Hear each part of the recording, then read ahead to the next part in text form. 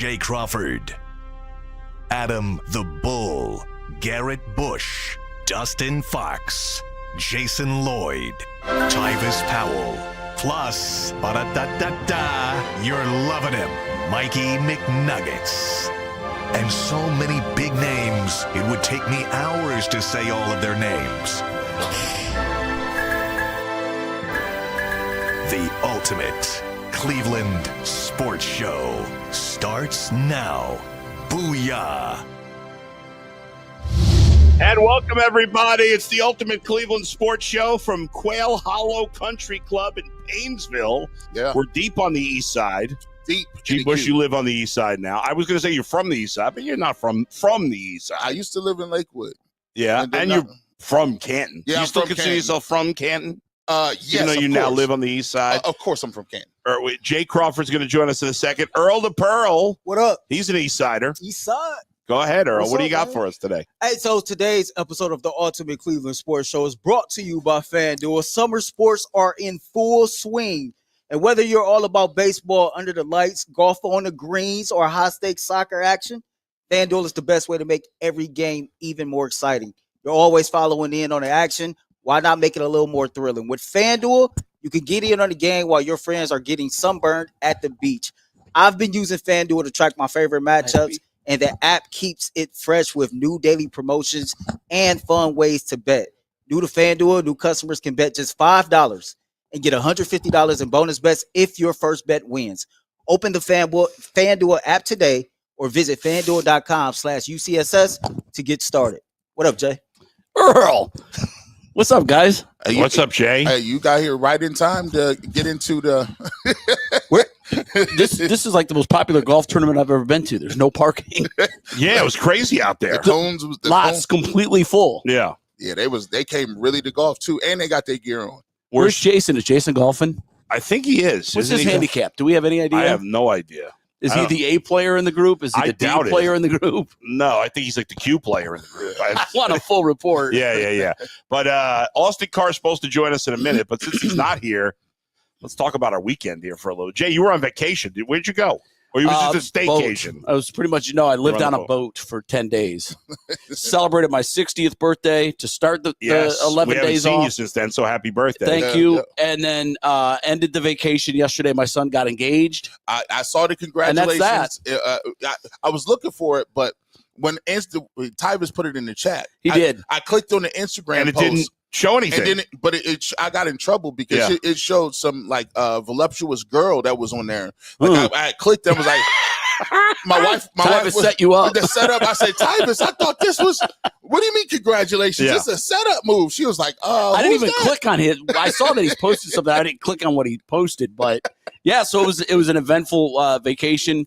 The Guardians went through a stretch where they couldn't lose, and to start it went through a stretch where they couldn't win. That's true. So they're all over the map, and now we're all confused about what they're going to do for the All-Star break. And Did we you wrote know, them by off, the too. way, did you know your son was getting engaged? I'm sure he told you, I did, right? yeah. I had about a week notice. My wife Yeah. said about 2 weeks ago before he flew in from California, Yeah. she said, I have a feeling something's going down. Her parents flew in from L.A., Oh, okay. so we spent yesterday and the day before together. So we kind of felt like something was up. right. And then my wife was informed by my son a week ago, so we had a little bit of heads up. Well, All I mean, were you emotional? I mean, A little bit, yeah, a little bit. He's, Whenever you see your kids realize a dream, yeah, of course. it's bigger than any dream that you've ever realized. yeah. And he's on cloud nine, extremely excited, and I'm excited for him. And that's it. I've got two, and now That's it. you want to be a man? Be Yeah. a man. And we met his now fiance She's a couple of Maddie. years ago. Really Yeah. cool. She was awesome. Yeah. She was really nice. Great So chick. very Love it. happy for Yeah. both of them. That's exciting. Thank you, news. guys. Thank you very much. Good to be back. Yeah. I know Austin's coming, right? Do we want to dive into topics first? Yeah, we're gonna get to Judkins because Good. Austin's Yeah. not here yet because we got to get into that. So bad deal, wasn't it?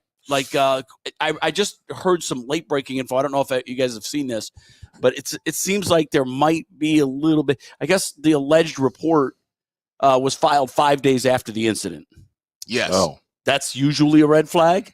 Uh, I'm not quite sure why the delay.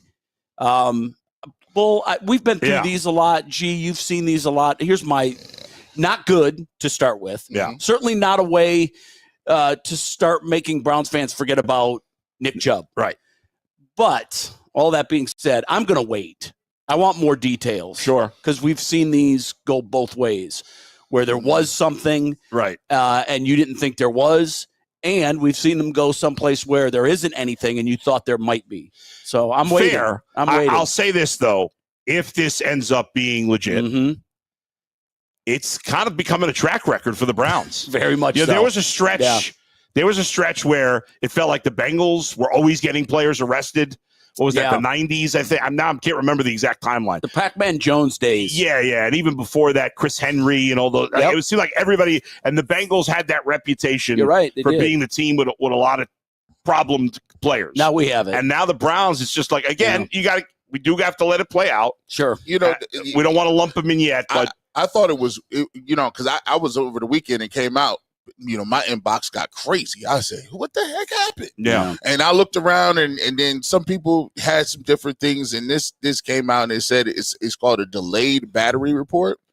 The alleged incident happened on July 7th after a victim had left the airport but did not report in Saturday, according to the records revealed during Judkins' bond hearing. According to court records, the victim and Judkins came to South Florida as friends, but after the alleged incident happened, she stayed with him in Fort Lauderdale for 5 additional days and celebrated her birthday.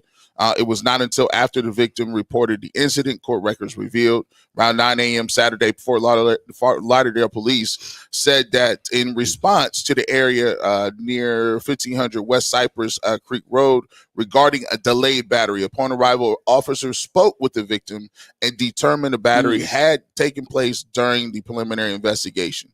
So, Obviously, they found, they clearly thought there was something. Yeah, the layers of the judicial system. First, it's the police on the scene. Yeah. They have to, with their own eyeballs and their own interrogations, come to the conclusion that it is more likely than not that a crime had been committed. Right. Then it goes to a judge, which I'm surprised actually listened to the case yesterday.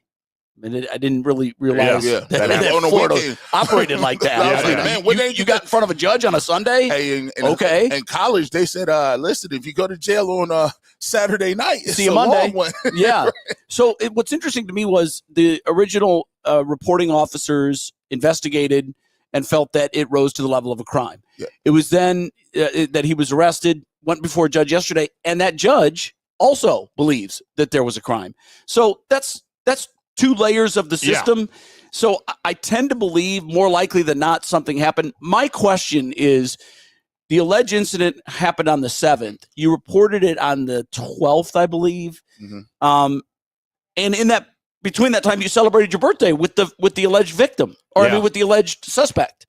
That to me, I've got questions. The judge, I'm sure, did too. Yeah. And they must have been answered to where he felt that it rose to the level of a crime. I mean, I don't know that we can't get inside the head of a woman who may have been, injured or whatever. You never know what's going on and what their relationship is like. So who knows?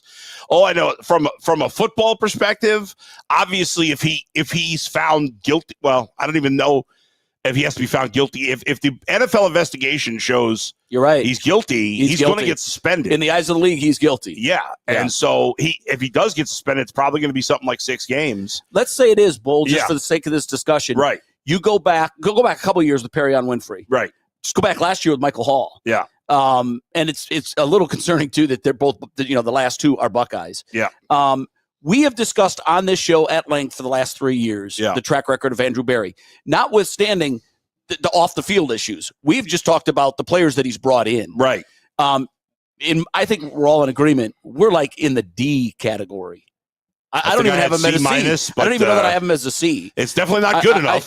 He's got very, very few hits. He's got a lot of misses. That's true. When you pile this onto those misses, so you're not bringing in duds. You're bringing in duds that have handcuffs. That's horrible. That's a bad look. And I don't know about you guys, but I had to me, and again, maybe nothing will happen. Maybe Judkins will be completely cleared and he's going to play.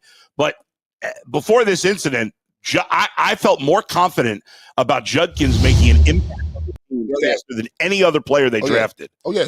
Because he's at that position. At that position, That's right. where- It's harder for a defensive tackle 100%. to make that impact right away. He was almost a first rounder. He was the fourth pick of the second round. Right, exactly. And he can play. Like, and he's a good player. I mean, Yeah. it was unlikely to be a bust and still is unlikely to be a bust. You're right. I agree. I always, like I said, I'll wait to get the information. It seems like this is just part of the program.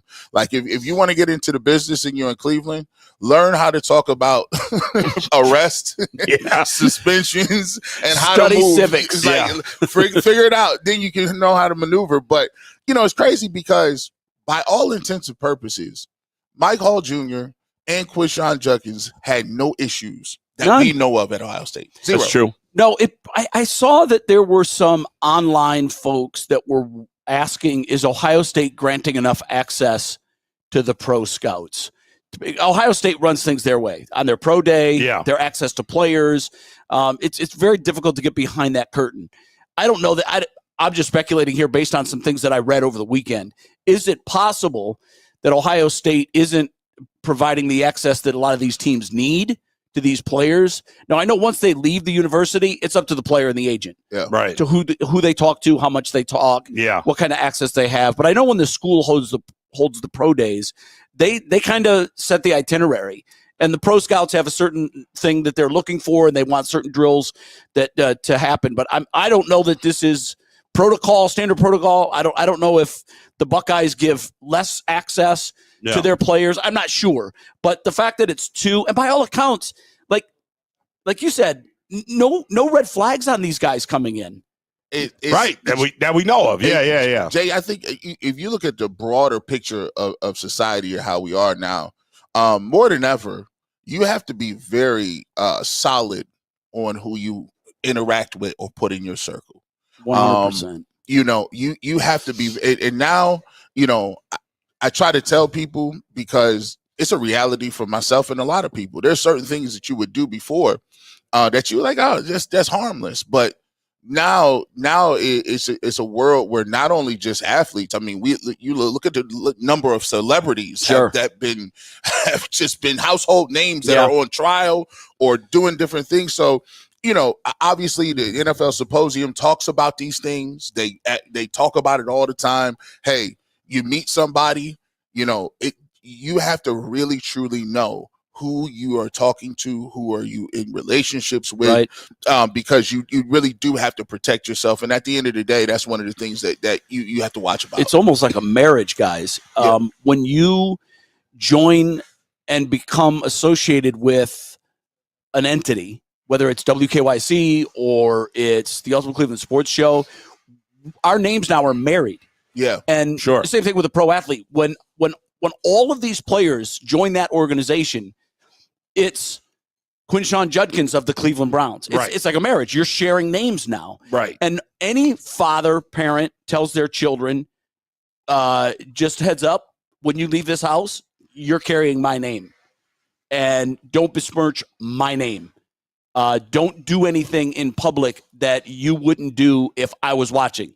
Because if it's bad, I'm going to find out. And even if, let's say Quinshon Judkins ends up being guilty of this and he had no incidents in his past, the Browns are still going to take a hit for that. It doesn't matter. If it's another organization that is a track record clean, the organization might get a pass in that situation. Oh, bad luck, blah, blah, blah. But the Browns are not going to get a pass, nor should they. If you've got to do your due turns out to be diligence. true. You have to sit down with these players, and when you interview them, you have to back to the point I just brought up about your sharing names.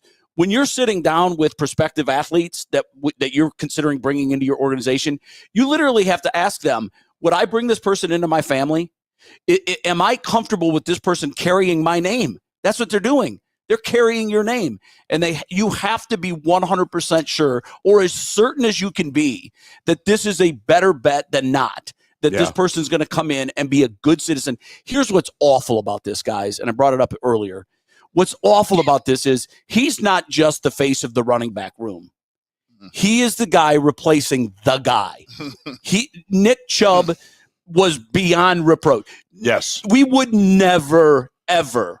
In fact, if you were asked which of the Browns players is least likely to commit an infraction that would embarrass the organization, it would have been Nick Chubb. Without a second thought. Not just your best player, your best citizen. Yes. So now, Quinshon Judkins had to have a little bit more self-awareness. Coming in that, man, I've got big shoes to fill. I've got to win these fans over one at a time. The last thing I can do is bring bad vibes to the organization through my actions off of the football field. And apparently that's what he's done. One thing before, are we going to wrap this up and get to, is Austin here? Oh, no, we're going to get the Andrew Berry part of this conversation next. So, okay. The last thing I'll say about that is this. We don't know what happened. I have seen, and you guys have too, one of the ways disputes like this are often settled is the victim will drop the charges. We've seen it many times. If I'm not mistaken, that happened in the Mike Hall Jr. It did. Now, there was a relationship. They were engaged, and the two of them had a much stronger and deeper relationship than Quinshon Judkins and the alleged victim in this case. One of the things that I would look for, because it just happens, is, his representatives get to her, they have a conversation. After said conversation, charges are dropped. It still doesn't take away that there was something happened. Something to a cop and to a judge rose to a level that was a crime. And so we'll proceed once we get more information on that, but certainly not a good start to his Browns career. All right, man, as we move forward with the next segment of this show, we talk about Andrew Berry, and is this another knock? It's just pure bad luck. But first, we got to hear from Game Time. There's nothing like the energy of a live game, whether it's catching a last-minute MLB showdown or soaking in the excitement of an NBA matchup. But finding great seats at a great price that used to be a challenge until I found Game Time. Game Time makes scoring last-minute tickets easier than ever. Prices actually drop as the event gets closer. And with their all-in pricing, you see the total cost up front, no surprises at checkout. I used it during the Cleveland Guardians last homestand. It was phenomenal. Last-minute deals save up to 60% off buying last-minute for sports, concerts, comedy, theater, etc. Take the guesswork out of buying tickets with Game Time. Download the Game Time app, create an account, and use locked-on code LOCKEDON for $20 off your first purchase. Terms apply. Again, that's locked-on code LOCKEDON for $20 off. Download Game Time today. Last-minute tickets, low price, guaranteed. Yeah, I definitely think this is there's no way this can't be Andrew Berry. Again, we got to see it all play out, but how can it not be? I mean, it is. I mean, it is. And, I mentioned before the read that it's possible this ends with charges dropped. It's possible. Sure. On one hand, you would say, well, bullet dodged, no harm, no foul. But again, something happened. It happened from a player who Andrew Berry felt strongly enough about to make his second pick in the draft. Mm-hmm. Was he the second pick this year for the Browns? Mm-hmm. Fourth pick in the second round. I think he was. Did Schlesinger go before him? Correct. He did. Sorry. You're right. Yes. Third pick. Right. Yeah. Still, so it's a man. It's a player that the Browns felt was a good citizen, or they wouldn't have brought him in. They thought highly of him. And again, more facts are needed. But as we're weighing all of the body of work that Andrew Berry has put together, this doesn't go down in the good column. No. Now, if he has 1,200 yards and 16 touchdowns, people will soon forget. Of course. That's the way society operates. And then he could be a hit for Andrew Berry. But right now, as we sit here on July 14th, it's not a hit for Andrew Berry. He did. What he actually did, which I don't know if he did this on purpose, but the pick that could save him is Dylan Sampson. I really like, we talked about how deep that running back class was this year. I really like Dylan Sampson at Tennessee. I loved what he brought to the table. And I think he missed the Ohio State game, I do believe. And I thought that was a big problem why they got smoked in that game, because Dylan Sampson is a guy, he's 1,500 yards. He has a burst. He had over 20-something touchdowns in SEC. It's crazy. So listen, is he Quinshon Judkins? No, I don't think he's as good as Quinshon Judkins, right. But he's going to be a guy that's going to be able to do some things. And now, if Dylan Sampson comes in the first 4 games, if he get in, once again, we don't know if there's a suspension coming, but if he does get suspended, and Dylan Sampson looks like a ball player, people will forget about it a little bit. And they'll say, oh, well, they got another running back. That's pretty cool. I'm glad I drafted Dylan Sampson in the 3rd round. I saw that in the text. My rookie keeper league draft. Austin Carr is Foresight. here. Yes, sir. Come on in, Austin. Come on bring him in. in. Have a seat. Right, man. It's your event. Mr. Cavalier, good to see you again. Oh, good to be seen. Yeah, I'm sure it is. Great, Austin. How are you? You good? You want to help him, Anthony? Anthony, help him with the headphones. Yeah, that thing's a little jacked up. Oh, there we go. All right. How are you, sir? I'm fine. Good to see you again. Good to see everybody. I gotta ask, Oscar. You know, my dad always my dad is about your age. How are you staying in this doggone good shape now, bro? You out here active, man. How you stay in shape at this age, man? I try to watch what I eat, even though I have ice cream problems. But you don't look like you have an ice cream problem. And I work out. I do cardio 3 times a week. I do the weights 3 times a week. Damn. And that's it. And that's what I try to do. Clearly blessed with incredible genes, right? Well, I mean, my father, I was lucky. Man, I'll say blessed. Do you shoot the basketball ever? Do you do that? I don't touch it. Not at all. And I'm old school now. I will never forget when I first got with the Cavs and started getting them. When I first met Nate Thurman, we started talking. We were sitting there one day. He said, AC, when you retire, you retire. He said, don't touch another ball the rest of your life. And I never have. No kidding. I'm golf now. So but my grandkids want me to play basketball, but I'm like, Papa, come on. I'm going, I don't want to do that because if I have to shoot too far from the basket, it's an air ball. You just tell them I still got it. I don't want to do it to you. And the young kids, they want to see the jump shot, the longs, the threes. They do. Or the dunk. Yeah. Hey, tell us why we're here. This is an incredible event, and tell us what happens here. Well, I've got involved with Wild U about 15 years ago. They used to be, the Cavs used to be behind them, and now the Cavs are still, they helped me quite a bit with it. And the reason why I got involved, there was a young man they had, he had a speech impediment the first year I saw him. The next summer, the next time we had the event downtown, he was the keynote speaker. Wow. And that made me want to get involved. And I've been involved with him ever since. Wow. That is really cool. So the event today, how many golfers we have out? How much money will you raise to help this cause? We raised about $90,000 now. We're up to $90,000. So it's become something that I take personally now because I raised enough money to make a dent, to do something. And our students, their kids, they really are getting out of it. Like we had Malik be one of the speakers at a program we just did. And last year he was afraid of the mic. Now he talks too much. That's incredible, really. So I just like what they do for the kids, and that I get emotional when I think about it because to see a kid who could not speak, and then all of a sudden he's a keynote speaker in 12 months, I thought it was a miracle. How do they do it, Austin? What do they do? We have teaching programs and people that are dedicated to groups of kids, and it's just I just like what they do because they put their heart and soul into it, and it's corporate, but it's not like it's more feeling to it than the corporate situation. Right, I got it. Heart. More heart to it. Right. What were you like as a kid? Were you obviously you talk for a living now, right? And you don't have a problem didn't talk now. At all. Well, yeah, I asked that because I know a lot of folks that do this. Right. When they were younger, they were exact opposite. And so tell us about that and how you then came over that hump. Well, I definitely was not a talker. I mean, I was a quiet person.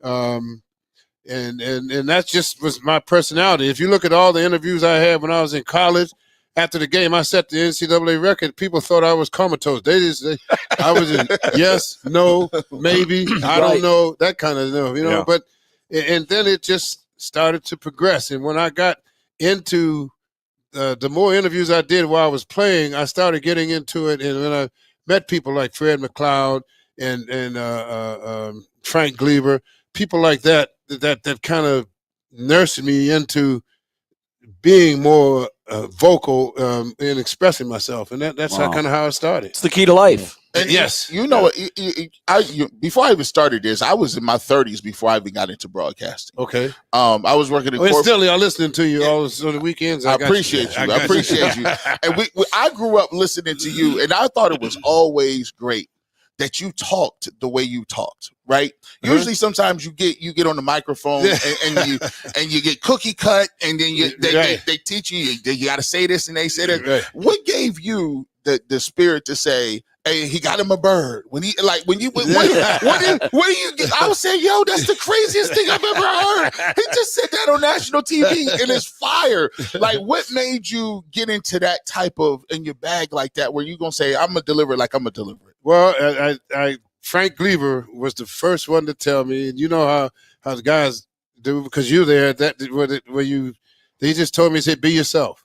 He said, when you're not yourself, it comes over on the air. Mm-hmm. And you have to be yourself. And so I just let it go. And getting with Fred, and I started with Michael Reagan. Mm-hmm. Michael Reagan was definitely that way. Yeah, oh, yeah. So I had to kind of let myself go, too. And then when I got with Fred, that just all solidified everything. And it gave me freedom.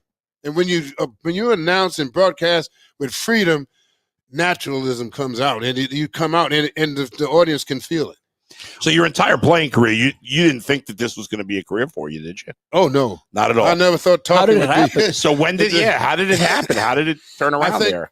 If I remember correctly, somebody got sick or something happened, and that's how they found out I had done some stuff with Dallas, and they gave me a chance, and that was it. Rest is history. You guys are the voice, and you talk about Fred, and obviously everybody's still feeling his loss, of course. Right. You more than most. The second I think of you two, of course you think of the championship season and how much fun that was. Right. Oh man, that was the most. I mean, because nobody had ever been down 3-1, and I had Ty Lue was the best. I mean, when he did that little skit where he put the money in the ceiling, and I mean it was unreal. I mean, and you have to give it to. I mean, everybody talked that the team was just a good team. I mean, and LeBron is a savant in basketball. His mental approach and understanding of the game is what took him to the level he's at.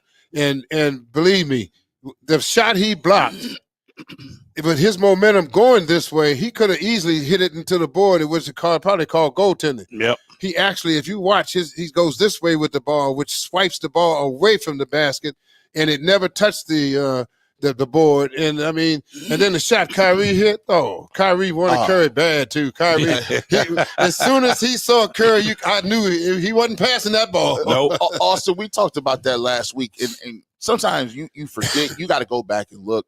I think the way Kyrie left, it kind of left people a bad taste in their mouth. But when you go back and look, that season, he was a bad man. He was. He was not playing around. I think the greatest game I've seen is the 40-point game to get the Cavs. The 40-point when they both had 40. Yeah. Oh man! I was at home. I couldn't even. Listen. I told my wife. I said, "Listen, you gotta go to another room. I gotta sit here. Just let me just be in my feet, because right now this is tough." And they did that in Golden State. To me, I was like, man, that was one of the greatest moments I've seen. And to me, that's when they won the series. That game, because that game. It almost Golden State was like we're helpless. What do we do? Because we can't stop either one of them. I mean, it was unbelievable. That was a great series, but it was such a good team concept, because the shot that LeBron blocked to take us to that shot for Kyrie, JR slowed up Iguodala just enough to make him have to change his position, and that extra split second gave LeBron a chance to get there. Man. I mean, it was just so much going on there, man, and we weren't supposed to be there. Fred and I were there. There was about 8 people around us speaking all kind of languages. We shouldn't have been in the arena, because the league does not allow you to broadcast. Right, yeah. And we broadcasted back to the arena, and it was unbelievable. I mean, but when JR hit those points coming out of the first half, the whole place was like, it was like somebody died. And I said, "Oh, we got a shot now." and to me, it's incredible, but maybe to you, it's not as crazy because you were around him so much that nearly a decade later, LeBron is still one of the best players in the NBA. This is unheard of. Some people are born for certain things. LeBron James was born to play basketball. It's insane. I mean, his mental approach to the game and how he puts the puzzle together and how it works.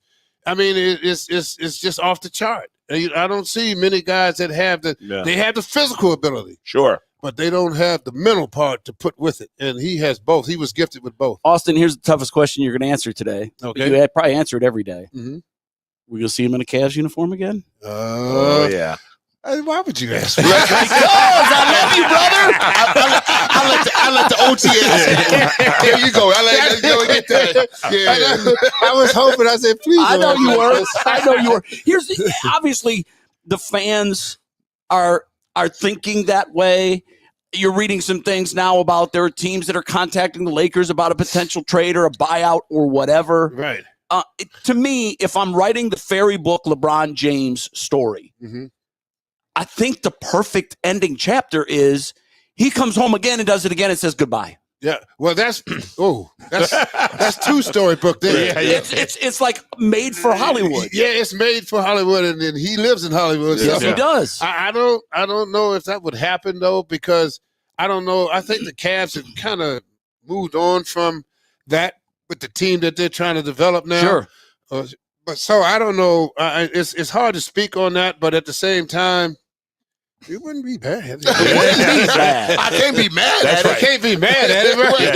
I mean, it is what it is. But right now, I would say it's not on the radar. AC, last thing before I let you go, Evan Mobley, Jason Lloyd, and our guys who are basketball experts on our show, they keep saying to me, Cavs to win a championship, Evan Mobley has to ascend to be the best player on the team.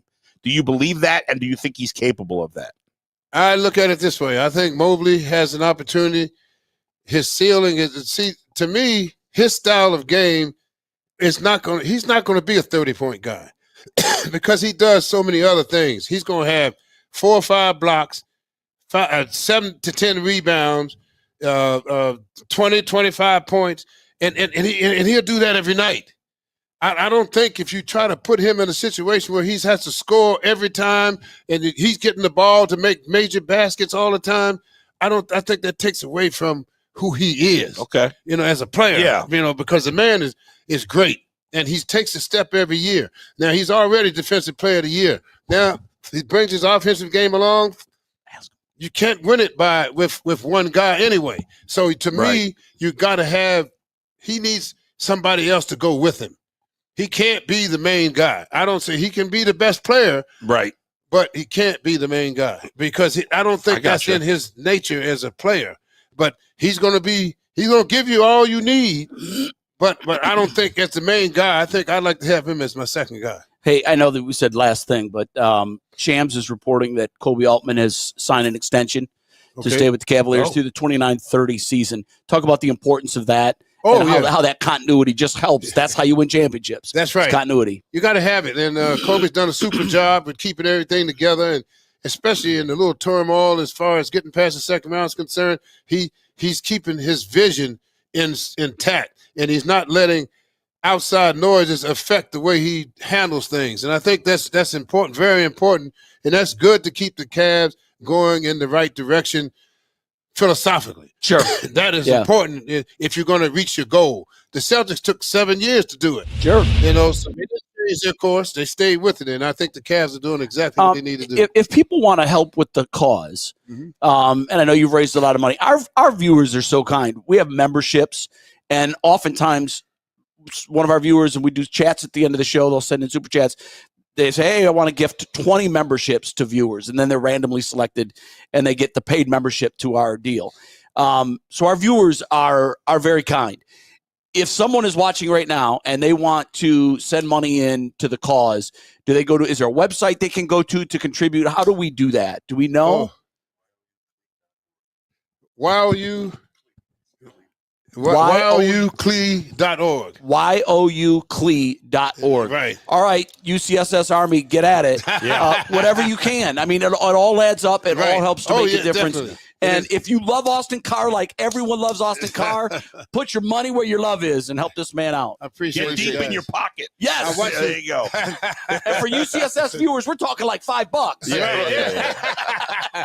I want to thank you guys for all the help. Yeah. And like I said, Austin, you're the best, man. I listen to all of you guys all the time. We appreciate it. It's just fun listening to it and watching. And boy, you get into it too. Yes, he does. I Just get a little. I get into a little trouble every now and again. But, and watching you all these years, it's just it's amazing when you get to know a person like that. I mean, and you watch him where you can see you every day. Yeah. It makes a whole difference. Yeah, it's great being home. I was going to say, it's got great being home. Change your whole life. It does. It does. Where you can get into a routine and you don't have to be traveling over here and going over here all the time. I can't overstate how dead on you are with that. And CLA is the land I love, and it's great to be here. And Austin, as always, thank you. Appreciate Good luck it. with the event today. Are you going to win it? I'm sure you stack your team. No. No? No. Wow. No, I don't want to do it that way because I remember when I used to play in a lot of these events, I used to hate that. Yeah. Stacking the team. I play with people who don't play but maybe 5 times a year, and I'm happy doing it. Well, Ahmad Rashad won't hold an event unless he stacks his team. Right. That's Ahmad. He's got 4 A players. That's right. And I played one year with Ray Allen, and we lost in overtime to him. And he was so mad that we took them to extra holes. Right. He didn't talk to us at the dinner. He's still competitive. I'm glad that you make it fair. Thank you, Austin. Thank you. Thank you. Yep. Have a great day, guys. Yes, you too. All right, the great Austin Carr. Again, youcle.org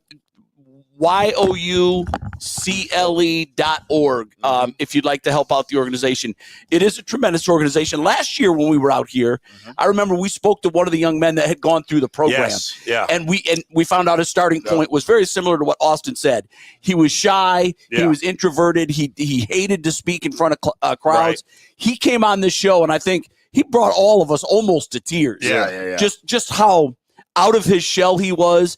And I know exactly what he's talking about. There's nothing more rewarding than watching a young man or woman learn how to break that shell and to communicate, because it really is the key to life. If you can communicate, the world is open to you. And you know what, Jay? Listen, we done came up. UCSS is moving. Last year we was behind the garbage truck back there. Now we're inside. Yeah. Man, I'm where the green jackets is. That's The right. AC is feeling good in here, man. They might even give us some food. This is great. They might. They might. All right, Earl, what do you got for us? All right, man. We got another read. Then we're gonna bring on Tim Altman. We get to the Cleveland Guardians. This next segment is brought to you by FanDuel. Summer sports are in full swing, and whether you're all about baseball under the lights, golf on the green, or high-stakes soccer action, FanDuel is the best way to make every game even more exciting. You're already following in on the action. Why not make it a little more thrilling? With FanDuel, you get in on the game while your friends are getting sunburned at the beach. I've been using FanDuel to track my favorite matchups, and the app keeps it fresh with new daily promotions and fun ways to bet. New to FanDuel, new customers can bet just $5 and get $150 in bonus bets if your first bet wins. Open up the FanDuel app today or visit FanDuel.com/UCSS. Wonderful. All right. Where are we going? Tim Altman is joining us. Awesome. The play-by-play voice of the Cavs on the radio. Hey, man, we out here cooking right now. Maybe I can get Tim to get me the Cavs. I want to get the Cleveland WNBA team play-by-play gig. Can you help me with this? Or is this another job you're going to take? I don't know. Can you do both? Hey, listen. That is a subsidy. Yes. That is definitely happening. Can you do the WNBA and the NBA? Now, it's interesting you asked me that because Joe Tate, Yes. when the Rockers were in Yes. Cleveland, Yeah. Joe was the only NBA guy that did the WNBA. Out of all the teams, he was it. He was it, No kidding. and he loved it. Yeah. He is thrilled from up above Yeah, that they're Cleveland back. will have a WNBA franchise again. Very He good. loved calling Rockers basketball. Well, you know He that loved it. sets a precedence then. Yeah, I like yeah. precedence. Well, we'll see. Tim's not so sure about that The right question now. is, when the There's team enough pressure sitting in the Joe Tate purse. Yeah, that's right. so- The question is, when the team arrives in 2028, can we steal Caitlin Clark from Indiana? Well- That's the question. But think about the growth of the WNBA. Unbelievable, yeah. And how spectacular it will be for Cleveland to have a WNBA franchise, and Caitlin Clark and everybody else that has taken this league to a whole new level, and now Cleveland will be a part of it. It's going to be amazing. Pretty exciting stuff. I had made the comparison that when Larry and Magic joined the league was not even close to where it is now. Their finals were on tape delay. Yeah. And then the next thing you know, the Larry Magic rivalry blossoms into, now, obviously, it was fertile soil. Boston and LA, it couldn't have been any better. But what they did collectively for the NBA, I feel like Angel Reese and Caitlin Clark and some others, we're seeing that now with the WNBA. Would you agree with that analogy? Absolutely. No, they have done such a sensational job in taking the league to another level, marketing the league, the branding of the league, the quality of basketball that they have brought to the floor is simply amazing. Not to give folks PTSD, but when we were in Indiana for the playoff series, the incredible excitement and fever for that team. There's a waiting list for tickets to see Caitlin Clark in Indiana. I see what you did there with fever. Listen, see what you did. Nice. Yeah, I thought I'd slide that one in right there. Great analogy. we talked. Well, let's go back there a little bit. What was your overall takeaway from the Indiana series? Well, now that you're a couple of months removed and you decompress a little bit, the sting isn't as great when you see what Indiana did against the Knicks and what they did against OKC. And now you're going to forever think, boy, if Halliburton doesn't get hurt, do they win the whole thing? Right. I mean, he was off to a great start in Game 7. So all that being said, Indiana was playing at such a level. And I think they sped the Cavs up. They forced the Cavs to play their style of basketball, and the Cavs didn't respond. And so you take that, you learn from it. Obviously, you make some adjustments, both perhaps in what they're going to do this year scheme-wise and in personnel. You bring in a guy like Lonzo Ball. I think the Larry Nance signing is flying under the radar, but I think that's going to be a real good addition for this Cavalier team. So, again, looking back, Indiana was playing at such a high level. Cavs were banged up. DG, I think now we know, man, he was really hurting. And he just couldn't bring it like you're used to seeing DG bring it at the level that we're accustomed to. They certainly sped Ty Jerome up. That was a pace that was just too quick for Ty Jerome. And obviously give credit to Rick Carlisle and the coaching staff. They recognized that and took advantage of it. Tim, what's going on in the league right now is interesting because it seems like, okay, everybody's going to get a turn. You have a new champion every year. I can't remember another, particularly in the NBA, where you go back 20 years, it felt like the Lakers and Celtics had combined for like 60% of the total championships. Cavs and Warriors, now, four straight years. Four straight. Now it seems like it's a passing of the baton. Now I know AKC is well positioned to do this and perhaps become dynastic. Overall, though, with ratings down and getting two middle of America markets in the finals, do you think that what's going on league-wide, big picture, is good for the league? Or could this be detrimental to some of the league's growth? I think fans want competitive balance. I think they want to see different teams have an opportunity. There's nothing worse. Doesn't matter what the sport, whether you're the Browns going into a training camp or the Guardians in the spring training or whatever the case may be, where you think, we don't have a shot. Right. I think now in the NBA, a strategic move here, a strategic move there, or you go through the process, all of a sudden you realize there's been 7 different champions in 7 years. And so, and to the ratings, Jay, Game 7 was the highest rated finals game that they've had in the last 6-7 years. Well, it should have been. I mean, it was a fantastic game. Right, and a great series. And, I think I always compare it to, and it's not fair, in the NFL, small markets, if you have Green Bay and New Orleans or somebody small, it doesn't matter because it's the one day out of the 365 that is appointment viewing. People cater parties for that game. You're obviously not going to do that for an NBA series because there's 7 of them. But when you are lucky enough to get a series to that 7th game, now you kind of have that one day made for the title because the trophy's going to be awarded. So I think the saving grace for the series was that they got it to a 7. Right. And the highest rated regular season game this year Was not LeBron, was not Steph, was not Kevin Durant. It was the Cavs and OKC the first time they met at Rocket Arena. That was the highest rated regular season game of the year. So I think NBA fans, basketball fans appreciate great basketball. Mm-hmm. And when you go into a season where you look at 4, 5, 6 teams and go, they've got a shot at this, I think it adds more intrigue. I think it's great for the league. I do too. I think, we all are obsessed about TV ratings. People are watching things differently now. And how that's being recognized by the ratings, I mean, who knows? But I think traditional rating systems, both in radio and in TV, are becoming maybe not irrelevant, but less important than they used to be because of how people, especially young people, and young people like basketball. It's just, I could complain at 55 all I want that I want to see Hakeem Olajuwon and guys battling in the paint. Right. But young people like the NBA. They certainly like it more than baseball. There's no doubt about it. You can't compare anything to football. It's a monster. It's on its own island. So I think it is good because for so many years in the NBA, it'd be like, there's about 2 or 3. I don't know why I'm looking at my watch, which I don't have.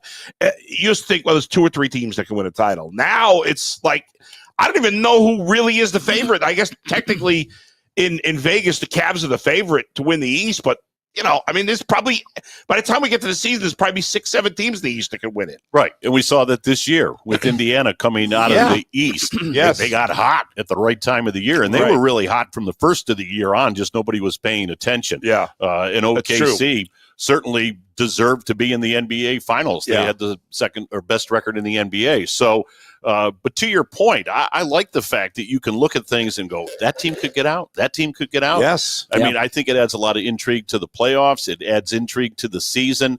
And to your point, young fans, and certainly that's what the NBA is after, they take in basketball in so many different ways. I know we experience that on the audio side. Yeah. I mean, we have a thing where people text in. We get people texting. And by the way, in. I love that. I love it. I think it's interesting. There was a game this year where they were blowing somebody out. And I'm like, why am I listening to this? And honestly, the fans being able to reach out and become part of I've never heard that before. It's good. Yeah. But that's what young people want. That's what they want to do. Right. A lot of interaction, but they come from all over the country. They come from all over the world. Yeah, that's right. Crazy. I mean, so it's telling you, it's not just somebody in Cleveland listening on the radio. We love that. Don't get me wrong. Yeah.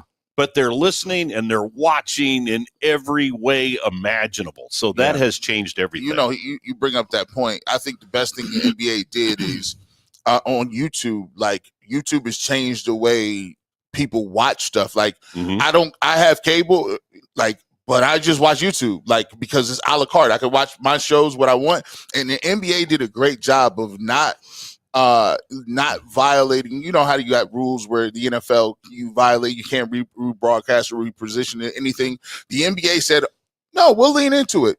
Go ahead. Smart. Please broadcast. Now you can watch an NBA game highlights in 12 minutes.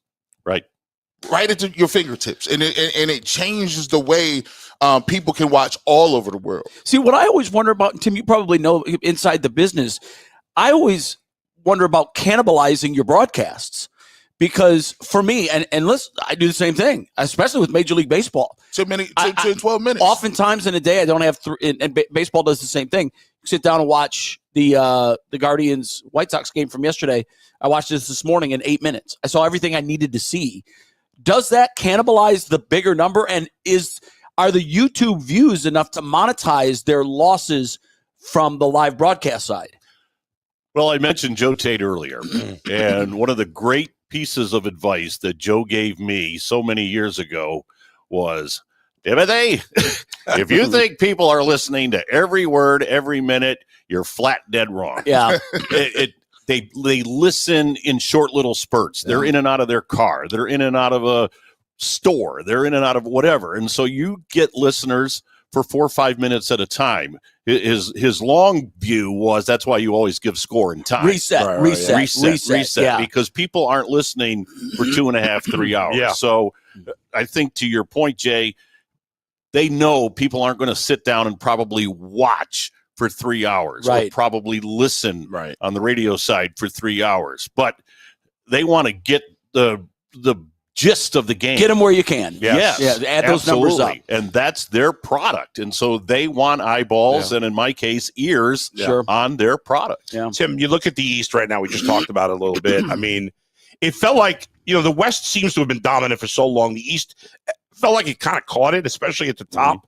But now, Boston's breaking up their team. Halliburton's out for the year. The East is obviously wide open, so even with the disappointment, it feels like the Cavs are in a good place. We know the Knicks are good. Atlanta's coming up. Orlando's coming up. What do you make of the East right now? Well, I certainly would think the Cavs are the favorite. And I'm not saying that just because I'm sitting here wearing my Cavs and Knicks, I think. Yeah, I would think it would be the Cavs and the Knicks as far as 1-2, to your point. Yeah. Without Halliburton, Indiana's just not going to be the same team. No. Boston blew it up. So Atlanta's a team to watch, and I think now Orlando is a team to watch. We think Detroit is sort of on that cusp, too. Yes. You've got 3 teams. It's fascinating how and it goes back to my earlier point about how everybody seems to be getting a chance. If Orlando and perhaps Detroit and Atlanta start now taking over the top of the East, just look at how in a decade the power structure in the East went from Celtics to it's just a rotation now. Mm-hmm. And I think for the league-wide approach, it brings excitement to all of these other cities that normally start a year and say, yeah, maybe we can make the playoffs. Now they're saying, hey, maybe we can be the Indiana this year. Exactly. And that does, I think, bring excitement. No, Jay, that's a great point. And I think the NBA, to its credit, in their collective bargaining agreement, which, of course, the players took part in with this second apron. I don't care how big of a billionaire you are. You get into that second apron, and it's crippling. And so that has really leveled the playing field. You don't see these super teams being constructed, or at least for long periods of time. Look at Boston right now. They're like, doesn't matter. We got to break this thing up because we're just going to get crushed in that second apron. So I think, to your point, it's now leveled the field so that these other teams can rise as the other teams that have to also, break it down a little bit. Tim, I just to play devil's advocate to that point, because I agree with that. But on the flip side, we're seeing big money, Mark Cuban, the Lakers, the Celtics. We're seeing teams change hands. Right. Have we gotten to the point where owners that are in it to win it and thought they could outspend are now saying, yeah, I don't think that this is not the business I want to be in anymore? Is there a danger in that too? Well, you just used the word business. It's a business. Yeah, no, you're right. Any businessman's going to look at the bottom line, or business person. There's a lot of women in business. Any business person is going to look at that P&L and go, okay, how much am I willing to pay in a tax or in a, whatever the case may be, in a financial hit to say, I'm backing out of this. I'm not getting that ROI. It's funny that you said that. Plastics is a business that for years and years and years had such a huge ROI. And you mentioned P&L, and a lot of teams looking at profit versus loss. I had somebody use the plastics business and say, look, I made my fortunes in plastics. If all of a sudden I was paying the kind of tax these NBA owners are paying, I would not be in plastics anymore. I go where the money is. And so now, all that being said, what's the Lakers price tag? $10 billion. So there's always going to be somebody that's going to say, wow, owning a pro sports team, that sounds fun. Let them have a run at it for 4 or 5 years before they realize what the reality is. But they're not going down in value, that's for sure. Right. And with the new TV deals that now come into play, I mean, the money is going to skyrocket on the we'd mentioned the P&L, profit and loss, on the revenue side. Right. But still, the salaries are going to be commensurate with the revenue. And so you're looking at a huge stake to have sports ownership. Well, speaking of the second apron, well, that's the place the Cavs are now staunchly in at this point. We look at Evan Mobley, especially when you look at you guys making first team All-NBA, second team All-NBA. When you start to get winning defensive player of the year, you look at the amount of money he got to jump up to, and now Evan Mobley is making one of the top guys in the league making the money. Darius Garland is already on a max deal. We already know what Donovan Mitchell and how much money he's getting. Are you looking at this Cavs team and saying, okay, this is kind of who they are going to have to win with because of the restrictions, and is now a bigger thought process on how you develop talent within, and cheaper talent that you can, like Sam Merrill, that you can keep in order to stay relevant and stay competitive. I think that's a fair point. And again, when you look at these rosters and the money, how deep do you want to go into that second apron? As you said, it looks like the Cavaliers are going to be there this year, but it creates that window, right? And I think the Cavs right now are looking at that window to say, how many shots are we going to get at this? How many shots are we going to have to have another parade in downtown Cleveland? So the Mobley money, the Mitchell money, I mean, you ran through them all. So you're going to have an opportunity for a couple of years, and then the Cavs, I think, will be in the same situation that other teams are looking at, saying, how far can we project this forward? But hey, that's why Koby Altman just got his contract extension. Right. He's got to figure it out. And the rest of the front office, who they got to figure that all out. Who benefits is when Sam Presti, you realize the value now of an architect, a true architect of a team that can just wash your hands of one. The fact that they had 3 Hall of Famers on their team at one time, and he was faced with rebuilding after all of those guys left, and that he stayed the course, he made the moves. Now, not only are they the NBA champions, they're well positioned.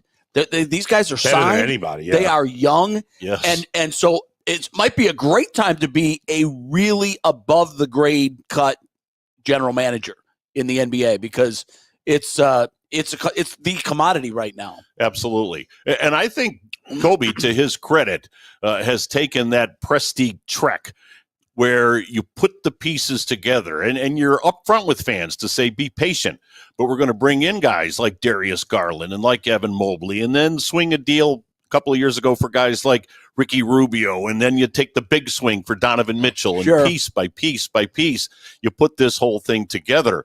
And once it all blossoms, you've got a very special basketball team. And so I think that template is one that has been successful for the Cavaliers, and now they've got that window of opportunity. They can win a championship here in the next few years. I think the patience from the fans may have worn out a little though this season, because there is some frustration for such a great regular season. It feels kind of meaningless after the way they lost in the second round, even though Indiana did have a great team. So, yeah, how long is this window? Is it 2 more years with Donovan? We shall see. But I think it's going to be a weird season for fans because they were so invested in how good the team was, and it ended so badly.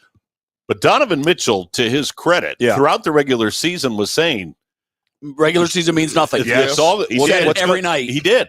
Hey, we're thrilled, 15 games, whatever, but it's all about April and May. Yeah. And he did. Nobody was more crushed than Donovan Mitchell. Yeah, right. And again, I'm not going to sit here and speak for those guys, but they hurt going into the offseason. They will carry this with them. And not only did they hurt, it hurt the organization. Believe me, it was a bitter pill. And so now you come in with that resolve. I heard AC just talking to you guys about Boston took 6 years, 7 years to get there. Yep. So you're going to go through some painful steps. But no, I agree with you. It hurt. Yeah. And so I'm not saying the Cavs are going to win 64 games again this year.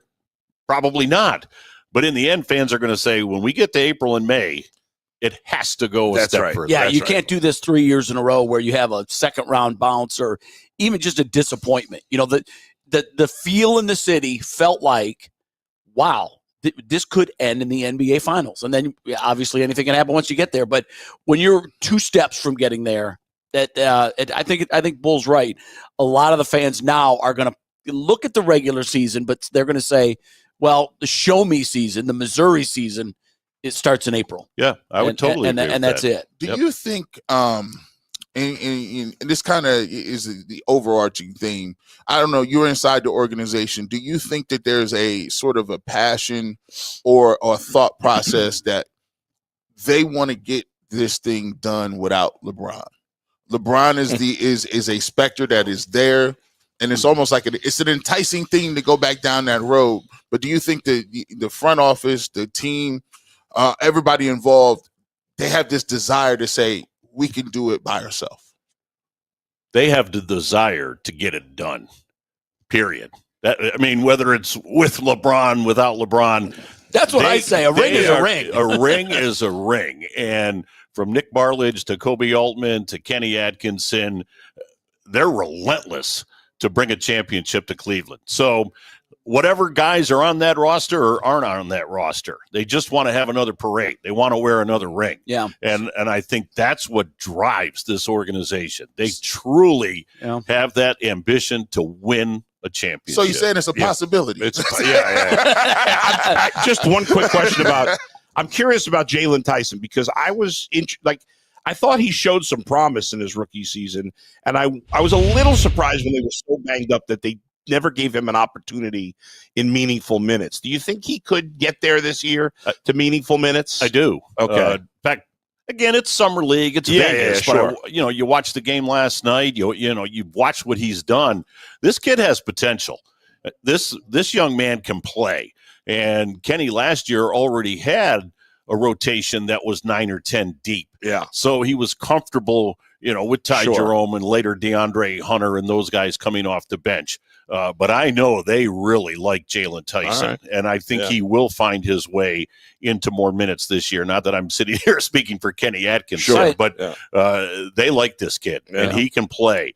And they like guys, you saw that with the drafting of Proctor, they like guys that have numerous years of college basketball under their belt. Yeah. I mean, even with Craig Porter Jr., they like guys that have been through some wars at the college level. And so I think you will see more of Tyson. Okay, cool. Hey, Tim, thanks for stopping by, man. Good to see you. Enjoy the rest of your off season. It goes fast, doesn't it? It does. You blink and you're like, wait a minute, we're in October already? Wow, that happened. Now, don't let Jason Lloyd lie to you about how bad he hit him. Oh, he stinks. He stinks. We know. We're not going to fall for it. Thanks for having me. Thank you. Tim, thank you very much. We appreciate it. Yeah, I wonder where Lloyd is on the course right now. He's probably through, what time did it start, 11? No, yeah. He's probably through 3 holes right now, 2 holes on his third. Maybe. I hope he's contributing to the group. That's all that matters. When you're in a scramble, just contribute. He's probably wandering through the trees right now looking for his ball. Getting poison ivy. What do we got, Earl? We got the Guardians up next. By the way, I'm not in on this topic. I'm all in.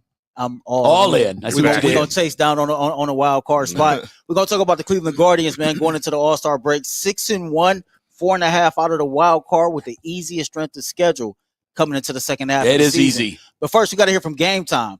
There is nothing like the energy of a live game, whether it's catching a last-minute MLB showdown or soaking in the excitement of an NBA matchup. But finding great seats at a great price, that used to be a challenge until I found Game Time. Game Time makes scoring last-minute tickets easier than ever. Prices actually drop as the event gets closer.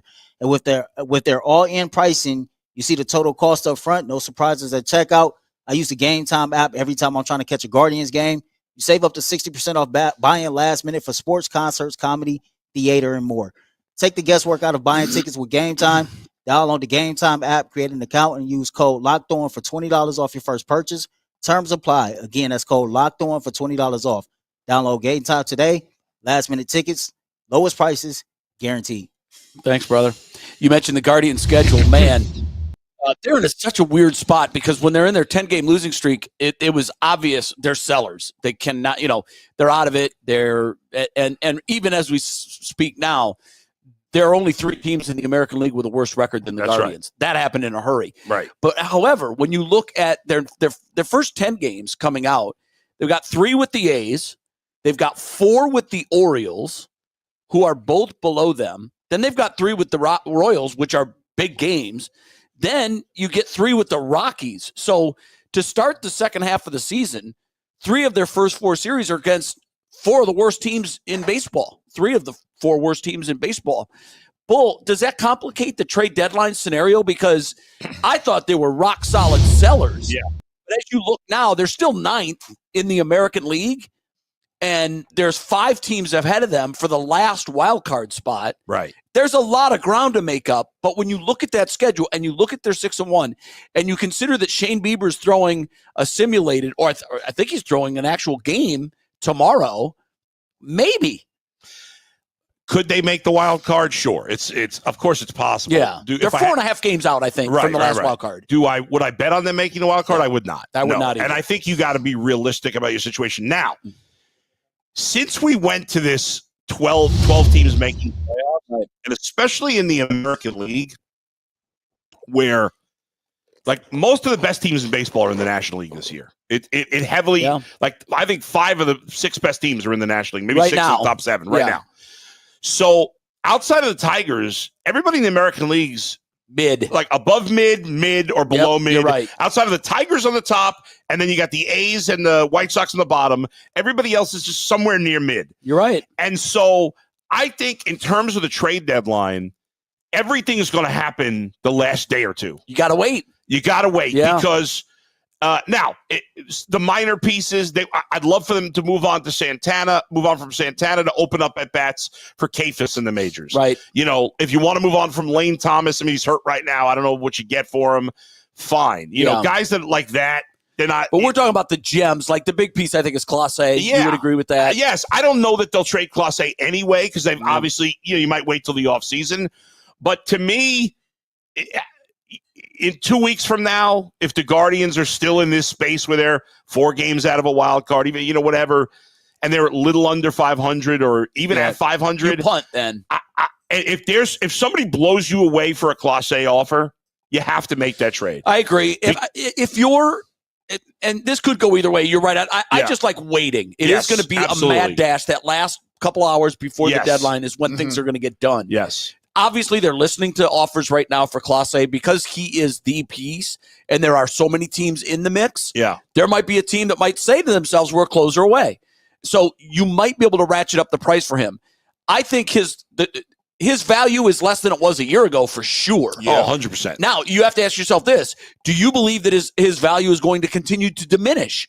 So if it does, then the whole idea is, buy low, sell high. Yeah. So if that's the case, maybe you would move him right now. But I like waiting. And if I'm Stephen Vogt, here's the conversation I'm having during the All-Star break. Give us 10 days. Give us 10 days. Yeah, sure. If you want to, but don't make your decision today. Yeah. And the reason is our first 10 games, we could go 7-3. I think that's a wipe sound effect, Bull. That's what we're hearing. Yeah. I kept wondering what that was. Is that a jet flying over? He keeps forgetting that we're on TV right now. Jay was like, I better straighten him out already. I've seen you do it a couple times. I'm like, what's happening? So if you go 7-3 yeah, to start the second half of the season, the importance of that is now you're 13-4 over your last 17. Yeah. You're going in the right direction. You're not going to pull the plug out of the bottom of the boat if you're going in the right direction. No, so but give me 10 days. I would just hate for them to make the wrong decision based on a 2 weeks. Now, the Houston series, very impressive what they did against a very Houston team. That's what turned my mind around. Right. But since then, these are all bad teams. Chicago, they're supposed to crush. Yes. Yeah. Now listen, is it crazy for me to think that you're dealing from a position of strength in terms of Clase? Yes. So if you think that's a crazy thought? No, I don't think it's crazy. I agree with you. I think that's very much the way things are. If I'm looking at that and I'm like, okay, well, listen, even if we move him, who's to say that we won't perform just as well with that's correct. what we have? Well, yeah, but you're still losing a great arm out of the ball. Absolutely. Could you move Kate Smith into that role and not miss a beat? All likelihood, yes. Right, but you're still thinner in the pen. Either but now way. you've got one fewer arm, and what do they always say? The bullpen is tired. Yes. They're Could you foresee a situation where you move him and you get a top bat? You get a bat where you say, you know what? This guy, we not feel a proven bat. Yeah, you're going to get a young bat that's expected, like you mentioned, the Cubs. They've got a bunch of those guys. I'll take a young power bat. I will too. I would love to see that. What they did last night in the draft was Jace Lavalette. Yeah, he's huge. Like, he's massive. But he's a swing for power, and I don't care if I strike out. Out of character for them. That is a complete different point on their horizon. Yes. If that comes across my screen, I'm like, oh, this is crazy. I like this guy. That means it's different from anything they've done. Yes. I'll say this about the potential of trading Clase. I think the Guardians, and maybe I'm wrong, but I think they're in a very good situation here. You have when you have a big trade chip and you have desperate big market teams, desperate teams, and a lot of them. You're a lot of them. Yeah. Now the Yankees have been playing like crap for a month. They're out of first place. They got no closer. Right? Evan Williams was supposed to be their answer. He's been mostly pretty bad. I agree. The Cubs, you would say, well, why are they desperate? They're going to make the playoffs. They're having a great season. But here's the thing. Well, they're thinking about winning it, not make the playoffs. Right. And Kyle Tucker, their best hitter, they have a great lineup, but he's their best. Right. He's a free agent at the end of the year. I don't know if they're going to sign him. He's going to be a $500 million player. They should sign him, but I don't know if they will. My God. They made that trade. When you make a trade for Kyle Tucker in the beginning of the year, you've said you're all in. Yeah, this year. So now the Cubs bullpen coming into the season was a major weakness. It has surprisingly been very good. And his kid they got closing who came out of nowhere has been very good. But you'd much rather have an Emmanuel Clase. Yes. Without a doubt. The Cubs are going to want him. The Yankees are going to want him. The Blue Jays, we don't think of them as a big market team. Oh, they're really. No, they're playing well. They spend, too. They spend when they need to. And they're in first place. They're in first place. And what do they got problems? In the bullpen. Mm-hmm. So you've got three teams, Cubs, Yankees, and Blue Jays, big market, really want to win right now. And that drives the price up. Up. And now, the Yankees farm system, decent. Blue Jays is good. The Cubs is very good. Great. And now the Tigers have a great farm system, but I can't imagine the Guardians would. I don't think they would. I don't think they would send him to Detroit. I'd be shocked if they did. I don't count out the Dodgers on anything, and they still got a great farm system too. Well, but let me ask you this: when we talk about the fact that you're trying to project, that's what you're doing. You're looking at where things are on July 14th and where they're going to be at the end of the month. Yeah.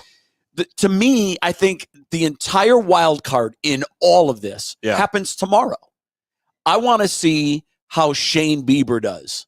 Yeah, sure. I really want to see how he does because Trevor Stephan has had his he pitched in Columbus, I think, yesterday. Yeah. He got blasted. Yep.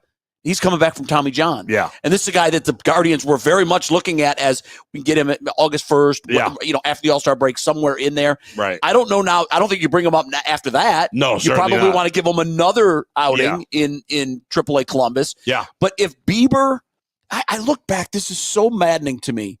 Bieber, when he tore his Tommy John, his UCL, he was 2-0. He was lights out. With a 0 ERA and had 20 strikeouts. Yeah. Yep. He was untouchable in his first two starts.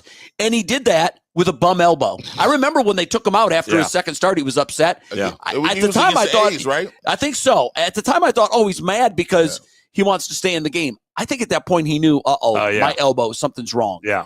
So, and I don't, obviously you don't expect him to come back that good. There's going to be a transition. But if he pitches well tomorrow and they bring him up in just say a week or even make it 2 weeks, and he throws once before the trade deadline and gives you a Shane Bieber start. Yeah. He also gives you hope because now with a front of the rotation guy who's an ace Cy Young caliber pitcher. Yeah. Now you have to look at everything differently. Well, because you don't have that guy right now. Okay. And throw in the fact that there's two sides of that. Let's say he does pitch before the trade deadline. You could trade him too. You could. That's true. I mean, I don't know what his trade value is going to be off of one start. I don't either. And he's got a club option for next year. I think $16 million. Yeah. Which if he's healthy and pitches well the last 2 months, there's no way he picks that up. No, because there'll be someone that'll say, "Well, we'll take a 1 or 2 year flyer on him. We'll give him $30 million or $20 million for year one, and another club option for year two." I mean, Matthew Boyd, who didn't have anywhere close to the track record of Bieber, got 2 years. 30-something million for the Cubs. I mean, he'd get more than that. And that's what Bieber got with the Guardians, but he had a torn ACL. They knew he was going to be on the shelf for at least the first half of this season. It's fascinating because of their schedule, but ultimately they've put themselves in this bad situation by being unable to develop hitters and unwilling to at least give some of these guys. Now DeLauder's banged up again. So to speak to that, if they do get back into it and they're within reach of the wild card, does that mean it's more likely that they bring those guys up or less likely they bring young hitters up because they want to go with veterans down the stretch and race? I think you're going to bring them up no matter what. I think so. I think at some point you got to bring them up. I mean, I think they're going to move on from Santana one way or the other. I do too. I think they should. And Manzardo has homered 2 days in a row. I know. Listen, I mean, he's not a perfect player, but he's still really young, and he's still been overall more good than bad. In this lineup, you'll take it because he's so many holes. The game they lost, though, to Chicago. Yeah, I know the errors were terrible. The errors were terrible. Then with the bases loaded and 1 out, just hit the ball to the outfield. He grounds into the double play. I hear you, but you know what? He's a young player. I get it. And defensively, when you take a young player and make him DH all the time, it's hard to stay sharp at first. It is. You know, that's a tricky situation. But if you had to bet right now, do you think that there's greater than 50% chance that they're buyers or sellers? Which is more likely? Definitely sellers. I don't think they're going to be buyers. I think they're either going to be neutral or sellers. Yeah. But I think I'll be surprised if Santana's not gone. But I hear you. I mean, like, if they get off to a nice run in the second, after the All-Star break. Yeah, it's going to be, to me, it's going to be really hard. I know they went 0-10 in that stretch, so it counts. Just like the 6-1 over their last 7. But gosh, if you even just played 500 in that stretch where you're 0-10, you're in a wild card spot right now. Yeah, but you're in a wild card spot. Just their offense is just so terrible. Bad for the most Bull, part. I've never seen worse. It's I know horrible. that sounds like hyperbole. Yeah. I have never seen an offense as anemic as this one. You get past the 4 or 5 hitter, and you got a bunch of 170, 180, 185, 190. It's unbelievable.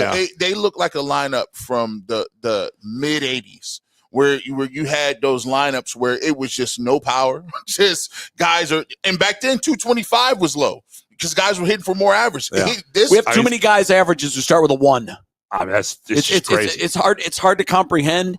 Rocchio, I thought maybe Rocchio would turn things around after you spend time in AAA after living life large in the MLB. Yeah.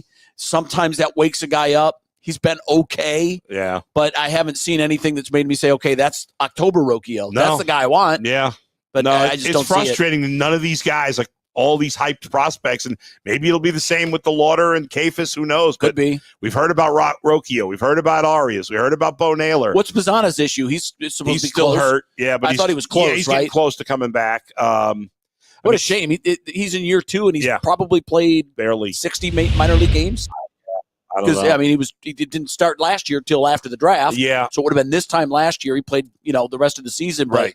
Yeah, I really, the one that bothers me the most, even though he's not their best prospect, is that Kafis has just been so good the whole season. I don't understand. He started the year in AA. He goes to AAA. I understand. Around the league, it's kind of, the word is that the gap between AAA and the majors has never been bigger. Yeah. But if you're giving all these other guys an opportunity, why not? There's so many zeros in their lineup. It's just so frustrating. I just believe if you're a mid-market team and you don't have the money to spend, I don't think it's a luxury you can afford. You have to do that. You have to be the team that gives guys opportunity. You can't be skittish about that. And at this point, it's not even like a contract thing. It's not even, we're into July. By the time the All-Star break's over, we're, late July. Like, I just don't see the point of continuing to wait. I guess they feel like these guys are not ready, and maybe they're not. Maybe they'll come up here and stink. But, man, it's frustrating. It is just, as a fan, to sit and watch the lineup make out after out after out. And obviously they've been better the last week. Jose was just on fire this week. He stole a base every 10 seconds over the last 2 days. Man, I wish I could just have he's never going to sit down with anybody and do the interview, but I just like to ask him, hey, man, you ever get frustrated with just being the only guy that's going to produce? I don't think, Jay, to your point, Jay, and you have a good perspective on this.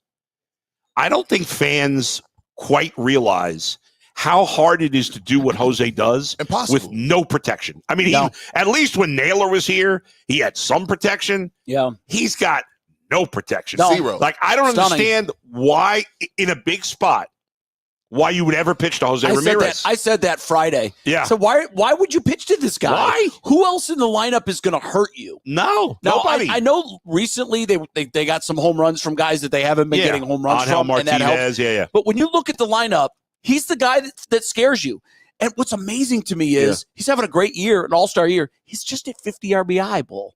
Right, because nobody gets on base, but that's it. Yeah. I mean, to have a guy that is a bona fide superstar, I think he is. Yeah. I love the piece. I can't remember who sent it to our group chat. Maybe it was McNuggets. There was an outfit that asked who's the most underrated player in baseball. And some of the best players in the game said, "Oh, that's easy, Jose Ramirez." I saw that video Jose too. Ramirez is almost everyone said that. Tarek Skubal. Yeah. Jose Ramirez is. Yeah. And then some of the guys rightly said this. They go, "Well, I'm going to say Jose Ramirez, but he's not. He's not underrated to me. Not in the game, he's not underrated. But amongst fans and the media, this is the guy who is a superstar. Who's riding in an all-star vehicle. Yeah, part of that is he doesn't look like a superstar, like what we think of as a traditional superstar. Not at all. He wasn't a top prospect. Right. Here's the other thing, and this is the only thing that I would counter all of that conversation with. He hasn't been good in October, and that's what everybody watches. That's fair. So why is he underrated? Because when everybody watches, he's been below average. Not even average. He's been below average. He was okay earlier in his career. He started fine. But the last few years, he's been awful. Terrible in the playoffs. When they had the left side of your infield with him and Lindor, boy, listen. Oh, my God. You just go back and watch that. You just knew what it was. Like, you're like, dude, we got two guys that are over there that could put up 30, 40 home runs. I was playing Kipnis defense was on that way. team in 16. Yeah. So that they had the best of both worlds. They don't have players like it's like every Guardians player, it's like they're all really good or they stink. There's like nobody in the middle. No, I know. Like Kipnis was an in the middle guy. He was a good solid player. He'd be a star right now. Oh yeah. On that team, yes, he would. On this squad, he'd be the second best offensive option. To your point on the Ramirez RBIs, I was talking with my friend, shout out to my friend Hans, who's a massive Guardians fan. Like obsessed, doesn't even care about the Browns and Caps. Not interested. He only loves the Guardians. All right. And we were just kind of joking around, and we were trying to create a trade that would get Jose Ramirez traded to the Cubs. And I was coming up with all these. Stop that nonsense. I know. But it's just put it. I said, can you imagine? Because the only weakness in the Cubs lineup is third base. That's the only weak spot. I said, can you imagine how many RBIs he would have in that Cubs lineup when the Cubs have 4 guys with over 50 ribbies right now? Good Lord. And they have 2 guys. Seiya Suzuki is either first or second in the majors in RBIs, didn't even make the All-Star team. So their first baseman's got a 950 OPS, didn't make the All-Star team. So I was like, oh my, and it just put into perspective like how good he is. As good as his stats are, if he had a lineup put him in the Yankees him, lineup once. Yeah, well, put him in the Yankees lineup, put him in the Cubs lineup, put him in a lineup where there's Dodgers. Hey, I know what I wanted to ask you. Are you concerned that Judge, Ohtani, Ramirez, I don't know if there's others, are not going to play in the All-Star game? Oh, I didn't know Judge wasn't playing. I hadn't heard that I think I heard this morning that Judge just said he's not going to play. Ohtani's not playing. Yeah. Ramirez isn't playing. I understand. That's a red flag to me because I thought the best All-Star game was the Major League Baseball All-Star game. And it still is by a lot. There's nothing even close. But you want your superstars to play. I want to see Judge and I want to see Ohtani. Yeah, I wonder why they're not. I mean, I know Jose's been a little banged up. I hope we don't see this become a trend. Yeah, because even in the home run derby, I'm not a big fan of the home run derby at this point. I want to go watch it tonight. You'd always get superstars in the home run derby. Like I want to see the big guy. I want to see Ohtani. Sure. I want to see Judge, Pete Alonso. Yeah, Alonso. But he's not doing it anymore. No, I know he's not. I just saw. This is funny y'all mentioned that. I just ran across a reel on the internet of Sammy Sosa in the home run derby, and this dude. Oh my God. I forget what year it was, but this dude was hitting the ball. It's probably 99 or 2000. And I think it might have been in Houston. I'm not sure. No, it was Milwaukee. That it was sense. Milwaukee. Yeah. And he hit a ball out of the stadium. Like literally over the little. It's like a commercial for steroids. When you watch those old reels, you're like, my God. What am I looking at? I'm like, what is the ball was bouncing off his bat like it was a metal bat. You know who with crazy bombs, and this guy did not take steroids, or at least I don't think so. And I knew him personally when he was in the low minors, so I don't think he took steroids. Oh, I know where you're going with this. Ryan Howard. Ryan Howard. I believe it was in San Francisco. Bunyan, though. He was so big. He was huge, even in A-ball. Like the kid was, he was a monster. He got better. He was less flab and more muscle when he got into the majors, but he was always a big guy. Right. And I think it was in San Francisco that he was in the home run derby, hitting them way into the water. I mean, he was just destroying baseballs. Yeah. But it's too long. They stretch it out too long. Yeah, home run derby used to be. Hey, boy, real quick. Huge. Yeah. Reading on the internet right now, Aaron Judge will not participate in the All-Star game this weekend, despite being voted as a starter. Yeah. He decided to remain in New York to rehab his injured toe. Oh, that's why the toe. Okay. Yeah. I didn't know. But you know what? Like, I'm not gonna judge how hurt a guy is. I'm not gonna do that. But it seems to me that Yeah. like, I'm for Hosey. I don't get Hosey. He's hitting the ball great. He's playing well. I mean, maybe he's just Tired. Maybe he wants the break. I don't know. But when Ohtani and Ramirez and Judge all say, yeah, I'm gonna sit this one out. Yeah, that's not good. It sucks for me because my enthusiasm level for the game first of all, for me, it's about Judge and Ohtani. It's those two. Yeah, I want to see those guys. I want to see those guys on the same field, and I'll watch them play football. Right. I want to see Ohtani pitch to Judge. I do too. I would love that. Remember the moment we got in the WBC? That was amazing. With Trout at the bat, and the WBC Classic Championship is in the balance. Yes. That was to me one of those Ruthian moments that you read about, and that you would love to watch that.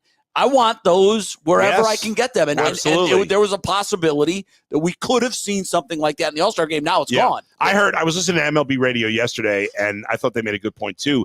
Even like when we were kids, Jay, guys would stay in the game for 6-7 innings. Absolutely. Sometimes for the whole game. Rarely, but there would be one or two guys that might for either team. Now they're so worried about getting everybody in there that the starters come out after like three maybe innings. 2 at bats. Yeah. Now, I'm okay with that too. I like to see all the players.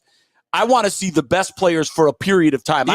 I wish that you'd have the first 5 innings would be the best. I from want the AL, 3 the at best bats from from my NL. superstars. Yeah, well, if you go 5 innings, you could get that far. Yeah. Usually, it's all about pitching in the All-Star games anyway. Right, that's true. And I want them wearing their jerseys. I want. that was much better. I don't know wear what your team's jersey. Yeah, what are we going to get this year? Like neon green and pink. It's just like I loved when they wear the Florida team jerseys. I did too. That was so much better. That was I like the that era too. where that was awesome. That was the era. Everybody watched, and so crazy. Everybody used to watch All-Star Weekend in Major League Baseball was the truth. It was big. By the way, another example of baseball getting its own. You have 4 days here where there's nothing, right? Yeah. Why do they do the draft on Sunday where there's still games going on? Why not do the draft on Wednesday? I said the same thing. Or you could do it Wednesday, Thursday. Yeah, or you could do it. You wouldn't want to do it today because obviously the home run derby takes the spotlight today. But while baseball is on everybody's mind, you could do it the day after the All-Star break when everybody is looking at it. So you go from the All-Stars. They play a Future Stars game, I think. Yeah.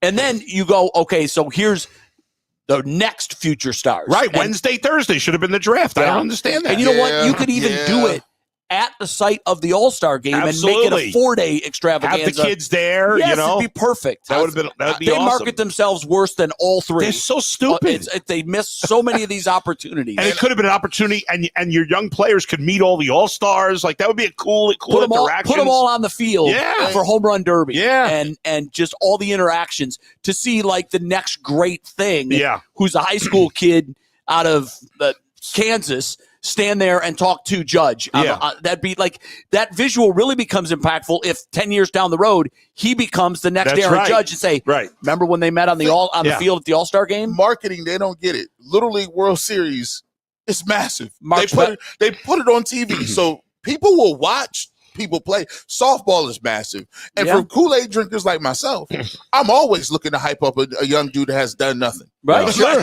Like let me find out the top 5. I'm like, oh, listen, I want this guy right here. Like, but we don't know. They don't do enough educating the fan base on, hey, this is when it was. This is how it goes. And I think they're missing an opportunity. I agree. I mean, you know how big a baseball fan I am. We were taking my son to camp. He's going to sleepaway camp for 5 days. So we were out even further east from here in like Amish country. Yeah. And we stopped at this place for dinner at before we dropped him off at 5:30. And we're eating dinner. I'm like, oh, the baseball draft's going on. Like, I forgot it was going on. Well, it's because they don't market it well. I mean, crazy. They don't market it well. If I, a diehard baseball fan, didn't realize it was going on, casual fans have no clue. And Bull, here's the thing, too. The iron is hot. College baseball ratings are higher than they've ever been. They're putting more games on TV. And now it's going to be interesting to see what happens next year when ESPN is out of the MLB business.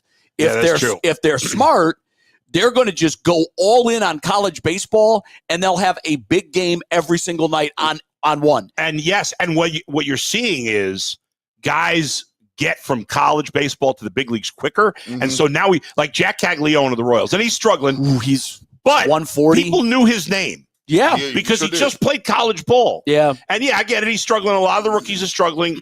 And that could, again, same thing with the Guardians. But I think it's good to have name recognition Sure. from the rookies. You know? Well, it brings excitement to the Royals organization when they called him up.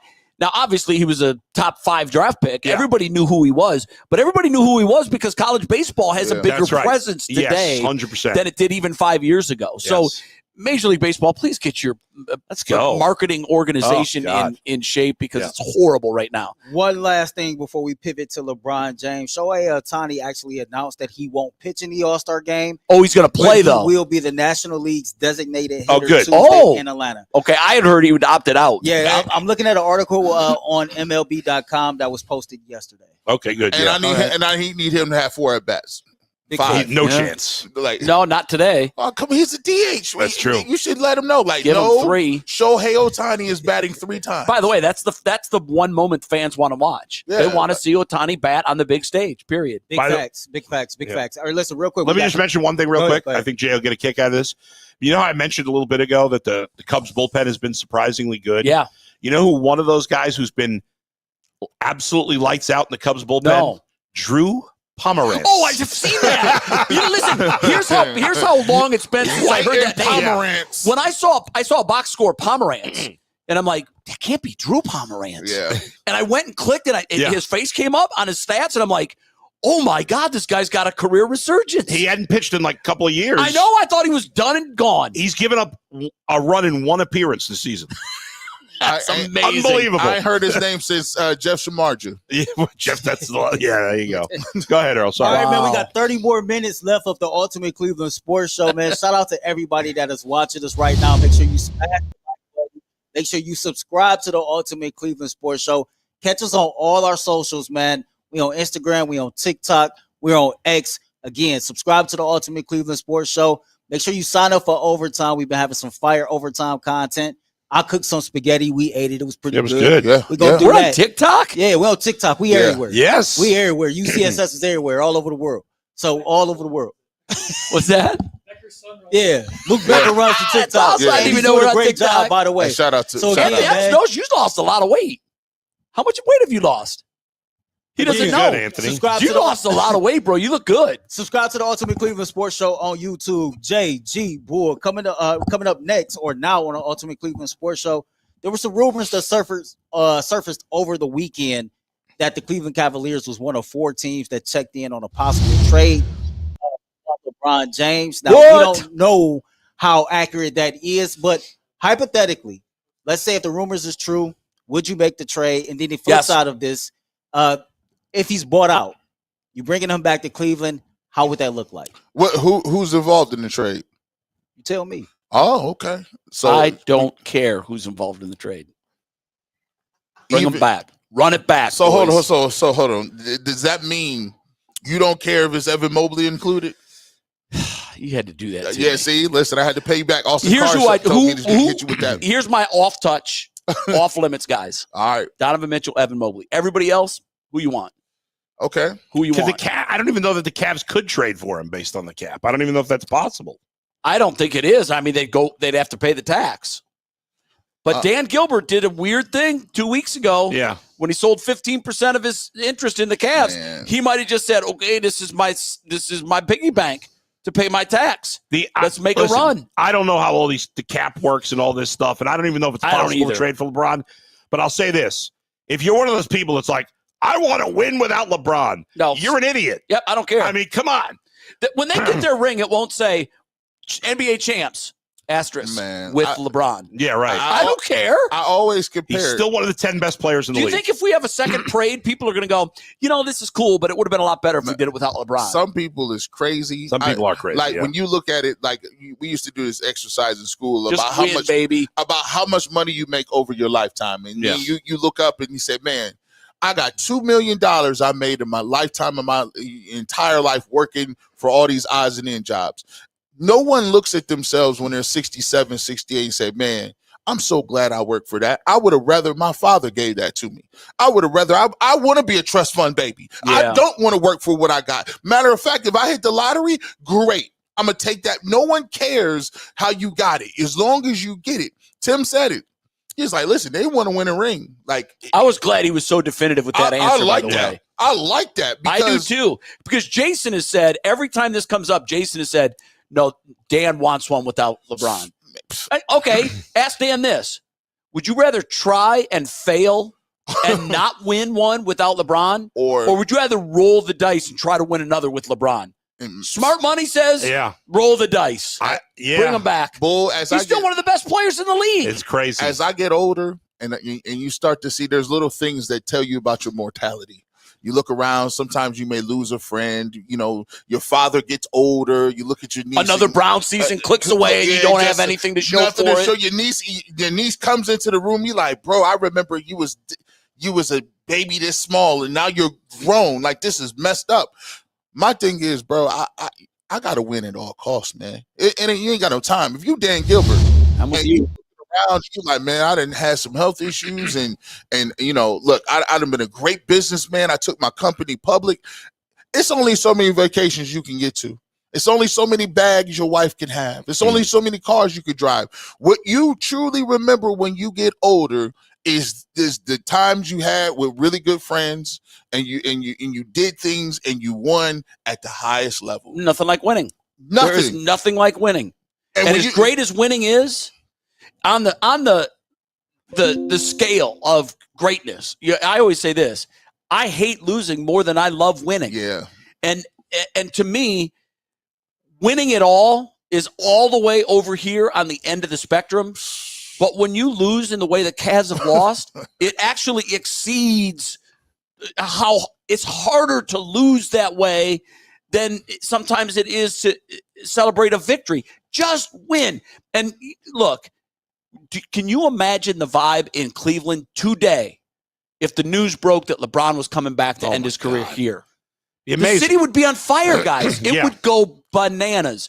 There would be restaurants that aren't currently on 4th pop up on 4th. They'd be like, because of the LeBronomy. Yeah. Oh, well, he drives the economy on 4th. Bring him back. Mayor Bibb would be like, oh, listen, the whole little stadium the Browns. That little stadium thing, whatever. You know what we're gonna put where the Brown Stadium used to be? The largest monument in the world, a LeBron monument, right there. And LeBron, this is a crazy thing too. I think LeBron got demoralized because he really felt like in LA that was going to be a nice ride off into the sunset, and he quickly realized it's a different culture. You're not Kobe. You're not Magic. Nope. You're not Shaq. Never will You're be. not Jerry West. It's not going to happen. And so the championship he brought them, it wasn't the same. It was the COVID season, too. It wasn't the same. And they told you, and then they moved the goalpost on you. You became the all-time leading scorer, and he thought that was going to be a great celebration, and people was like, who cares? Yeah. You're still not better than Michael, but you still got an opportunity, LeBron. You still got a chance to get you a couple more rings. And if you the all-time leading scorer and get top 5 in assists and get top 20 in rebounds, you got all the records, and you get 2 more rings, it's not debatable. 2. Just 1. Listen, I would settle for 1. If he get 1 more, see, what I'm saying is that they got a window. Yeah. Because look, you're not gonna be able to keep Darius Garland, Evan Mobley, and Donovan Mitchell anyway.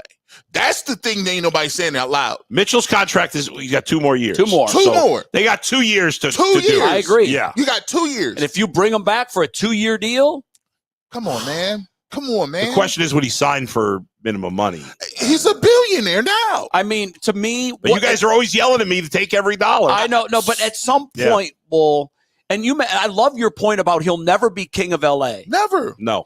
There are some that will say he'll never be king of Cleveland because he came and he went twice and he won 1. Yeah. If he comes back and he runs it back in the 10-year anniversary of their first championship, Man, Do we get Kyrie back too? bring him back. Bring him back. Come on. But, I mean, think about that. Yeah. If he were to come back next season, Yeah. this is 10 years since they won the championship. That's right. And he does it again. Hey, He is forever king of Cleveland. you raised your boys. You went to Sierra Canyon. One is in the league. You got that off. Yeah. The other one is going to Arizona. He'll be in the. Listen, you've done a great job. Finish your breakfast. Finish your career the right way. Do not go around playing around and waiting on Luka. You can come back and still win again and finish what you started. Someone clip this and send that to LeBron. Finish what you started, man. You can still Earl's get sitting another down one. there with a half smile on his face. You want him back Finish or it. not, Earl? It's hard to say no to LeBron James. Like, Okay. is an NBA champion. He's an MVP, and his basketball IQ is through the roof. When you talk about this team being able to get over the hump and get past that second round, I just think somebody that's seen damn near everything that you can see in 21 years of NBA can help you. Now, by all publications I'm reading, it says the only way that the Cleveland Cavaliers is interested is via a buyout. Now, if he's bought out, hell yeah, absolutely come back. You run it back, and then you don't have to lose anything. But even if it came down to a situation where we had to trade for it, if I'm not trading Donovan Mitchell or Evan Mobley, then I'm all for it. Of course. The reality is, we've sat here and talked ad nauseum. You can't keep running it back trying to do the same thing over and over. No, that's the definition of insanity. It's not working. So, like, if it's not Donovan Mitchell or Evan Mobley, then I'm interested. By the way, does he have a chance to surpass Donovan Mitchell as the greatest Cavalier ever? Well, no, for you. I mean, it's funny guys. I'm trying to be funny guys. Man, it's LeBron to go. By the way, congratulations to Donovan Mitchell and Courtney Jones, man. Him and his they got engaged. I saw that. Oh, wonderful. Fiance now. So it was a whole bunch of engagements going on. Very good. This is the engagement season for the NBA and wedding season. Hey, listen, you want to do it off season? I will say this, and you take a look at with Donovan Mitchell, and he sat there after that game and he lost. You don't think that he would be ecstatic to play with LeBron? And by the way, LeBron, you got somebody on your team that got that mentality. You got a dog already on your team. You was able to mold and switch people around. You got a dog in Donovan Mitchell who can carry you down. He could be a closer. So you know what you did with Kyrie, right? You got a dude that still got that mentality. Plus, you got a guy in Evan Mobley that's a defensive player of the year. Come on, bro. You ain't even got to be playing that hard defensively during the season. Come on. Come on back. Unfortunately, I don't think this is very realistic, but I mean, you'd be crazy. It's fun to talk about on July 14th. It is. He came home to Cleveland the second time when he came back. Yeah. It was July 11th. So we're in that. That summer was nuts. Oh, it was crazy. It was crazy. Crazy. And you know, more than anything, you know what LeBron likes? He likes attention. He loves adulation. And he doesn't get it in LA. In LA, he's just one of many. Yeah. In Cleveland, he's the big fish. Can you imagine? By far. Can you imagine how rejuvenated you? That's the reason people go to high school reunions. And then I've already got an ad campaign. You sign Myles Garrett, Jose Ramirez, and LeBron James to do, I don't care what the product is, the Faces of Cleveland. You just bring those three together. How fun would that be to see those three guys in one place at one time? Come on, make it happen. I got an idea. Make it happen, LeBron. Sherwin-Williams need to get with somebody, do a dope commercial, right? Yeah. Of them painting a mural, but it kind of goes in and out of different moments of the Big Three's careers that you're talking about. That is loving cool. it. That's a good idea. Together, I'm you loving start it. getting the mural, and you know what the tagline is? Paint your own masterpiece. There you go. And then it shows the Sherwin-Williams building downtown Cleveland, all built up in glass. It's beautiful. And then you see rolling down the street in the Maybach. The window creeps down the curtain, and all you see is, hey man, I like that little mural up there. Maybe I could be up there one day. That's right. Don't steal that. Holler at your boy. You can have it. Just make it happen. Hey, listen, boy, we would be on cloud 10. Tight shots of all three painting, and you don't know what they're painting. You just see that they're all painting, and they're a little banter back and forth as they're painting. And then the end shot is you pull out and you see what they painted was the mural on the building, on the brick building, and it's Hosey, Miles, and LeBron, and they're all standing there, paint all over them, looking at it, going, "Guys, we did pretty well. Paint your own masterpiece, Sherwin-Williams." LeBron, done. Jose, Miles. UCSS needs some type of some kickback. We just wrote the ad for Sherwin-Williams.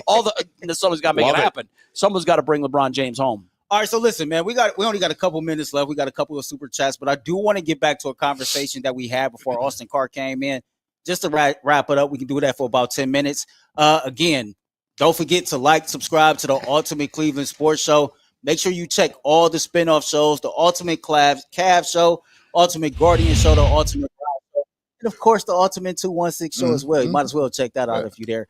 Subscribe to the Ultimate Cleveland Sports Show. Make sure you sign up for overtime as well. So we were talking about. Wait, Earl, I'm sorry to cut you off, but LeBron just tweeted 4 minutes ago. Oh, Lord. It was Shams. Shams put out a tweet saying Cavs president Koby Altman, the architect of the burgeoning title contender, signed a contract extension, which we knew. We asked All right? Austin about that. Right. Cavs front office, including Mike Gansey and Brandon Weems, received extensions amid rise to number 1 seed in the East. LeBron James just tweeted, in all caps, yes, sir. Congratulations to my brother B. Weems. Super proud of you, man. Prayer hands, prayer hands, prayer hands, prayer hands, prayer hands, prayer hands, prayer hands, prayer hands. He's coming home. He's coming What does that home. mean? Tell What does that the world mean? he's coming home. What is this saying? Prayer hands. Read between the lines. Is LeBron coming back? Come on, LeBron. Get it in the camera. I knocked off the Why page. the prayer There it is. hands? Why the prayer hands? Yeah. You're asking Blessings. for something. Yes. With prayer Blessings. hands. Hey, listen, that buyout, I tell you what. Wow. By the way, Keep it a buck. We all know LeBron love a story, like you just mentioned, 10-year anniversary in Oh, the championship. come on. Come on. You know, this is how you book in your career. Bro, You finish where LeBron. you start at. this could save Take the parade all the way to Akron this year. a The hell with it. ratings is down this year. He comes back to Oh, Cleveland. my. Ratings are up now. Now. For the whole league. Yeah. Right Because now. Oh, that my becomes God. a story that everybody can't look away from. Right now. 100%. And we telling you, if you're a Jordan fan, you can't move the goalpost no more. What do you think the Lakers are making of that tweet right now? I think well, Yeah, He's I don't know. congratulating another NBA team on a front office move. but they've said, I mean, I don't know. Shams and Windhurst over the weekend said that the Lakers are like, they're pretty much over it. Hey, Okay. what if Dan is telling Jeannie, buy him out, I'll pay you back? I'll pay you back. Well, you know, at the time Yeah. when the 15% equity move was made, where he sold 15% of the Cavs, Yeah. I asked Jason the next day on the show, I go, what's that about? What Dan doesn't need the money.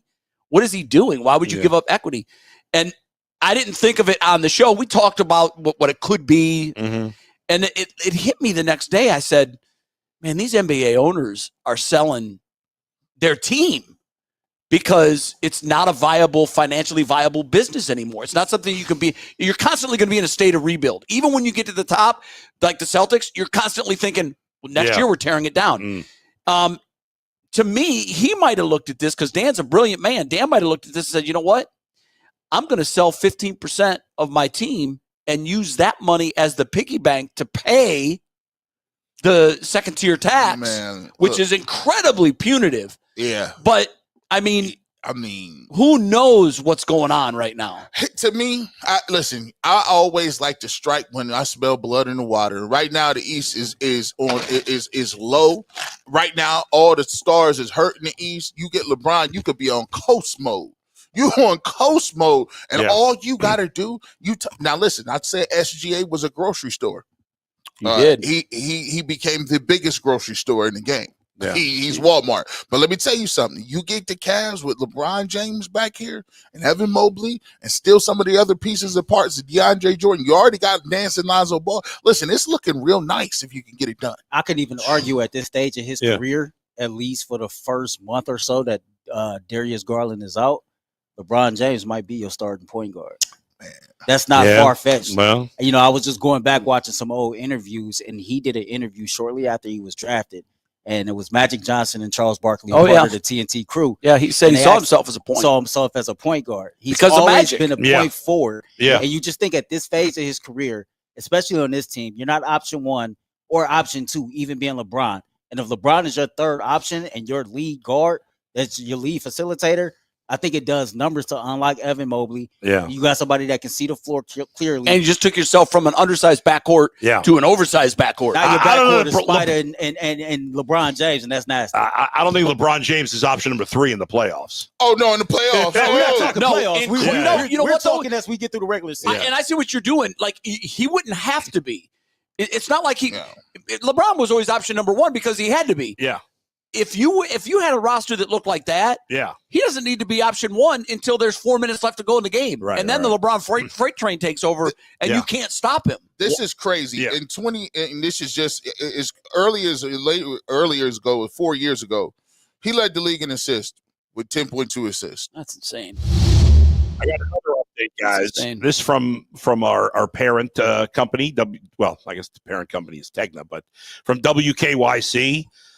Cleveland Browns running back Quinshon Judkins cancels his youth football camp in Ohio City. The meet and greet as well has been canceled. There was supposed to be a meet and greet for Quinshon He doesn't want to see the media on West 25th today. It was supposed to be. So if you were thinking about going to that, it was set for today from 6 to 8 p.m. West 25th. That has been canceled. And his youth football camp, which he was doing tomorrow, has also been canceled. Yeah, not a surprise. He doesn't want to do any media. Right. And I'm sure his attorney said, don't go near a TV camera. Yeah. And he knows if he goes that all the TV cameras in town are going to be at his It's camp. disappointing for the kids. It is very disappointing for the kids. And that's another blow. It's another blow. Yeah. All right, we have some super chats here, and then we'll wrap it up with final thoughts. About 11 minutes to go in the program. Yeah. And let's say this, too. We know that LeBron coming home is a pipe dream. We all get excited because we know that. You know, in all honesty, I would still say it's more unlikely that he doesn't come home. But here's what everybody is saying, and including our boy Wendy. I'm not closing that door. Right. Yeah. And Wendy said the door was slammed shut. Right. Right. And then just a couple days later, he goes, I got to tell you, that door's, I'm leaving that door unlocked now. It may be a very slim chance, but there's still a chance. You're saying there's a chance. That's right. Yeah. All right, before we get to super chats and final thoughts, we haven't done final thoughts on our show in a while. We want to give a big shout out and a big thanks to everybody at the Quail Hollow Country Club here in Painesville, Ohio, who did a phenomenal job of hosting us here as we did a live show. Thank you again. Ultimate Cleveland Sports Show has been here, 2 years in a row now? Looking forward to coming back for year 3. So again, thank you to everybody at this establishment. It's a great country club too. Enjoyed ourselves. It is beautiful out here. The scenery is immaculate. We cannot thank you all enough for having us, man. Shout out to Austin Carr. Shout out to everybody that's involved with this entire event. They do a phenomenal job. Let's get to some of these super chats and hear some of you all's final thoughts. Shout out to Kirk Davis, man. He sent in 2. The first one says, will y'all add a female to the main roster when Cleveland gets a WNBA team? If so, who would you like to have as a female sports analyst? That's a great question. Katie Smith.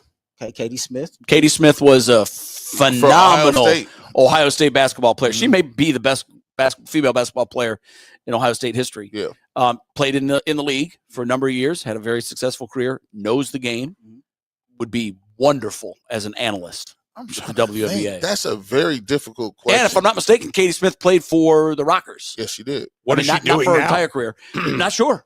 I actually covered her when I was working at the CBS affiliate, WBNS Channel 10 in Columbus, and she was great on mic. She was always a great interview. She had, don't get this the wrong way, she had some Caitlin Clark vibe to her in that the amount of little girls that showed up at Ohio State women's basketball game screaming at the top of their lungs when they got their first sight of her. She was an icon in the middle of Ohio. Right. And you speaking to somebody who know the game, and I love women's basketball. She's a dog. She is. I she'd would be definitely awesome. want her. I got somebody else local. We'll probably have to do some contract stuff. Yeah. But if we can get Cameron Justice a part of what we do. She's a terrific reporter for Channel 5. A news-breaking reporter. Yeah. You don't see that much in local TV. She's got some chops to her. Yeah. She gets the players to talk. She gets the management to talk.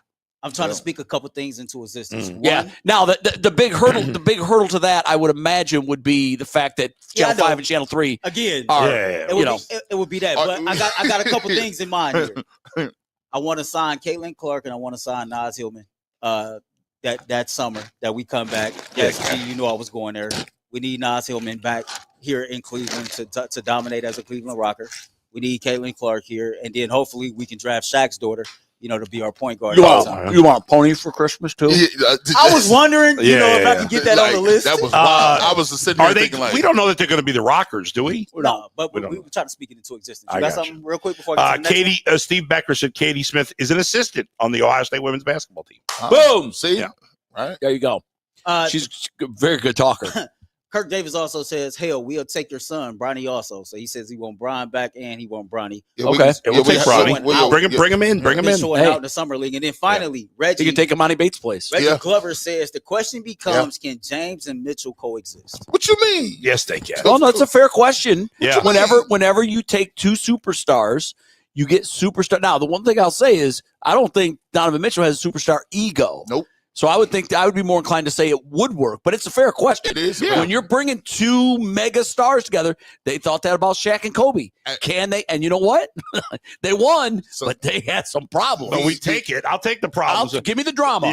Just give me the ring with it. I will say, when you are younger, you think more about your individual success. But when you get older, legacy, and you get to the point where all you want is that ring, you'll do damn near anything to get it. Absolutely. Obviously, they'd have to develop that chemistry. It would take some time, but I think that he probably has the same reverence for LeBron James as every player in the league does. Sure. Mm-hmm. And so, who would say, "No, I'm not really not interested in playing with 23"? Right. It's like saying, I don't want to win. No, which is crazy. I mean, if you want to win, you bring in. To me, guys, LeBron is still a top 10 player in the league. And I know that's debatable. Is beyond well, it's true, but it's beyond absurd that at his age. And I think 40. Yeah, it's going to be 40. You average. No, he's going to be 41 in 40 December, right? He's averaging 25, 8, and 8. Almost every other player in the history of the league is retired by the time they were his age. Yeah, you're right. Yeah. Or at the very least, they're the last guy on the bench, just hanging around. Does he have more games played than anyone? Has he passed Kareem? Is on that list? I think he's way up that list if he's not number one. Here's a crazy stat: LeBron James has more 50-point games than he has with games under 10 points. That's phenomenal. That's incredible. LeBron, what's the number for both? Do you know? It's I just saw it and I was like, this is wild. I think he's like scored over 10 points like for the last 20 years or something. Wow. LeBron James is second all time in games played in the NBA. You want to know? Guess who's first? I thought it was Kareem, but Kareem is third. LeBron passed him right at the end of the year. Okay, let me see. Kareem is third. Is it Willis? Kevin Willis? Hold on. No. So listen to this. Number 5, Dirk Nowitzki, 1522. Wow. Number 4, Vince Carter, 1541. Played for a long time. Number 3, Kareem, 1560. Number 2, LeBron, 1562. This guy was a great player. He was one of my favorites when I was a kid, but I don't think you guys would ever. I'd be shocked if you guessed him. Yeah, I don't think I should know this. Was he a Knick? No. I should know this. Who did he play for? Celtics. For his entire career? Chief. The Chief. Robert Parrish. That's right. Played 1,611 games. So LeBron's going to pass him. Yes, shortly. LeBron only needs 49 games. So he could pass him in a Cavs uniform. 50 to pass. He could pass him in a Cavs uniform. Yes, he would. And LeBron will turn 41 on December 30th. My God. My God. You're supposed to be done for years. Who else can say that at 41 they were in, Tom Brady. Yeah. Were in the top 10 players in their sport. Brady and LeBron. Gretzky, maybe? I don't think Gretzky played to 40, did he? I feel like there was a hockey player, maybe. Gretzky had a pretty fast decline. Okay. But maybe. I can't. Yeah, I seem like Gordie Howe played till he was forever. Was there any baseball player that was still great at 40? Pete Rose was really, really good. But I don't think Pete Rose was the top 10 because obviously Bonds, with the Roger power Clemens. Maybe. I still don't my dad always talks about it. I said, why does no one talk about Hank Aaron? He's like, well, because he was not like the greatest at like any different position. It was just over a cumulative amount of time. Longevity. He had a whole lot of home runs. And I'm saying, he's like, but everybody knew Willie Mays was better or Clemente was better, but and that's he died true. early. So it's kind of like one of them things like, I don't remember that many baseball players that played until they were 40. Maybe Bonds played long. Now Roger Clemens was on steroids, but he was an all-star at age 38, 40, 41, and 42. Wow. And for his age 42 season in 2005, he had a 187 ERA. Okay, so he would definitely be in that list, with the asterisk. Because remember, Roger Clemens was throwing the ball like crazy fast when he played for the Red Sox. Then he fell off a little bit. Yes. And then he came back throwing faster than he was throwing. And was like, which that's like David Ortiz, bat speed got faster. Wait a minute, that doesn't happen. Come on, Poppy. Come on. Yeah. You let us know something, dog. All right, that's it. We're out of time. We had a great show. Austin Carr, thank you. Thank you to the Quail Hollow Country Club. Hopefully we'll be back next year. Hopefully they raised a lot of money for the day. Thanks to Tim Alcorn. We didn't hear anything from Jason Lloyd, right? Nah. We have no idea what he shot. No idea what he's shooting. He's currently out on the course. Hey, man, he might have already left. I wonder how many golf balls he's lost already. All right, that's it, man. Thanks for spending time with us. Back again tomorrow on the Ultimate Cleveland Sports Show, 11 o'clock, back to our normal time. See you then. Peace.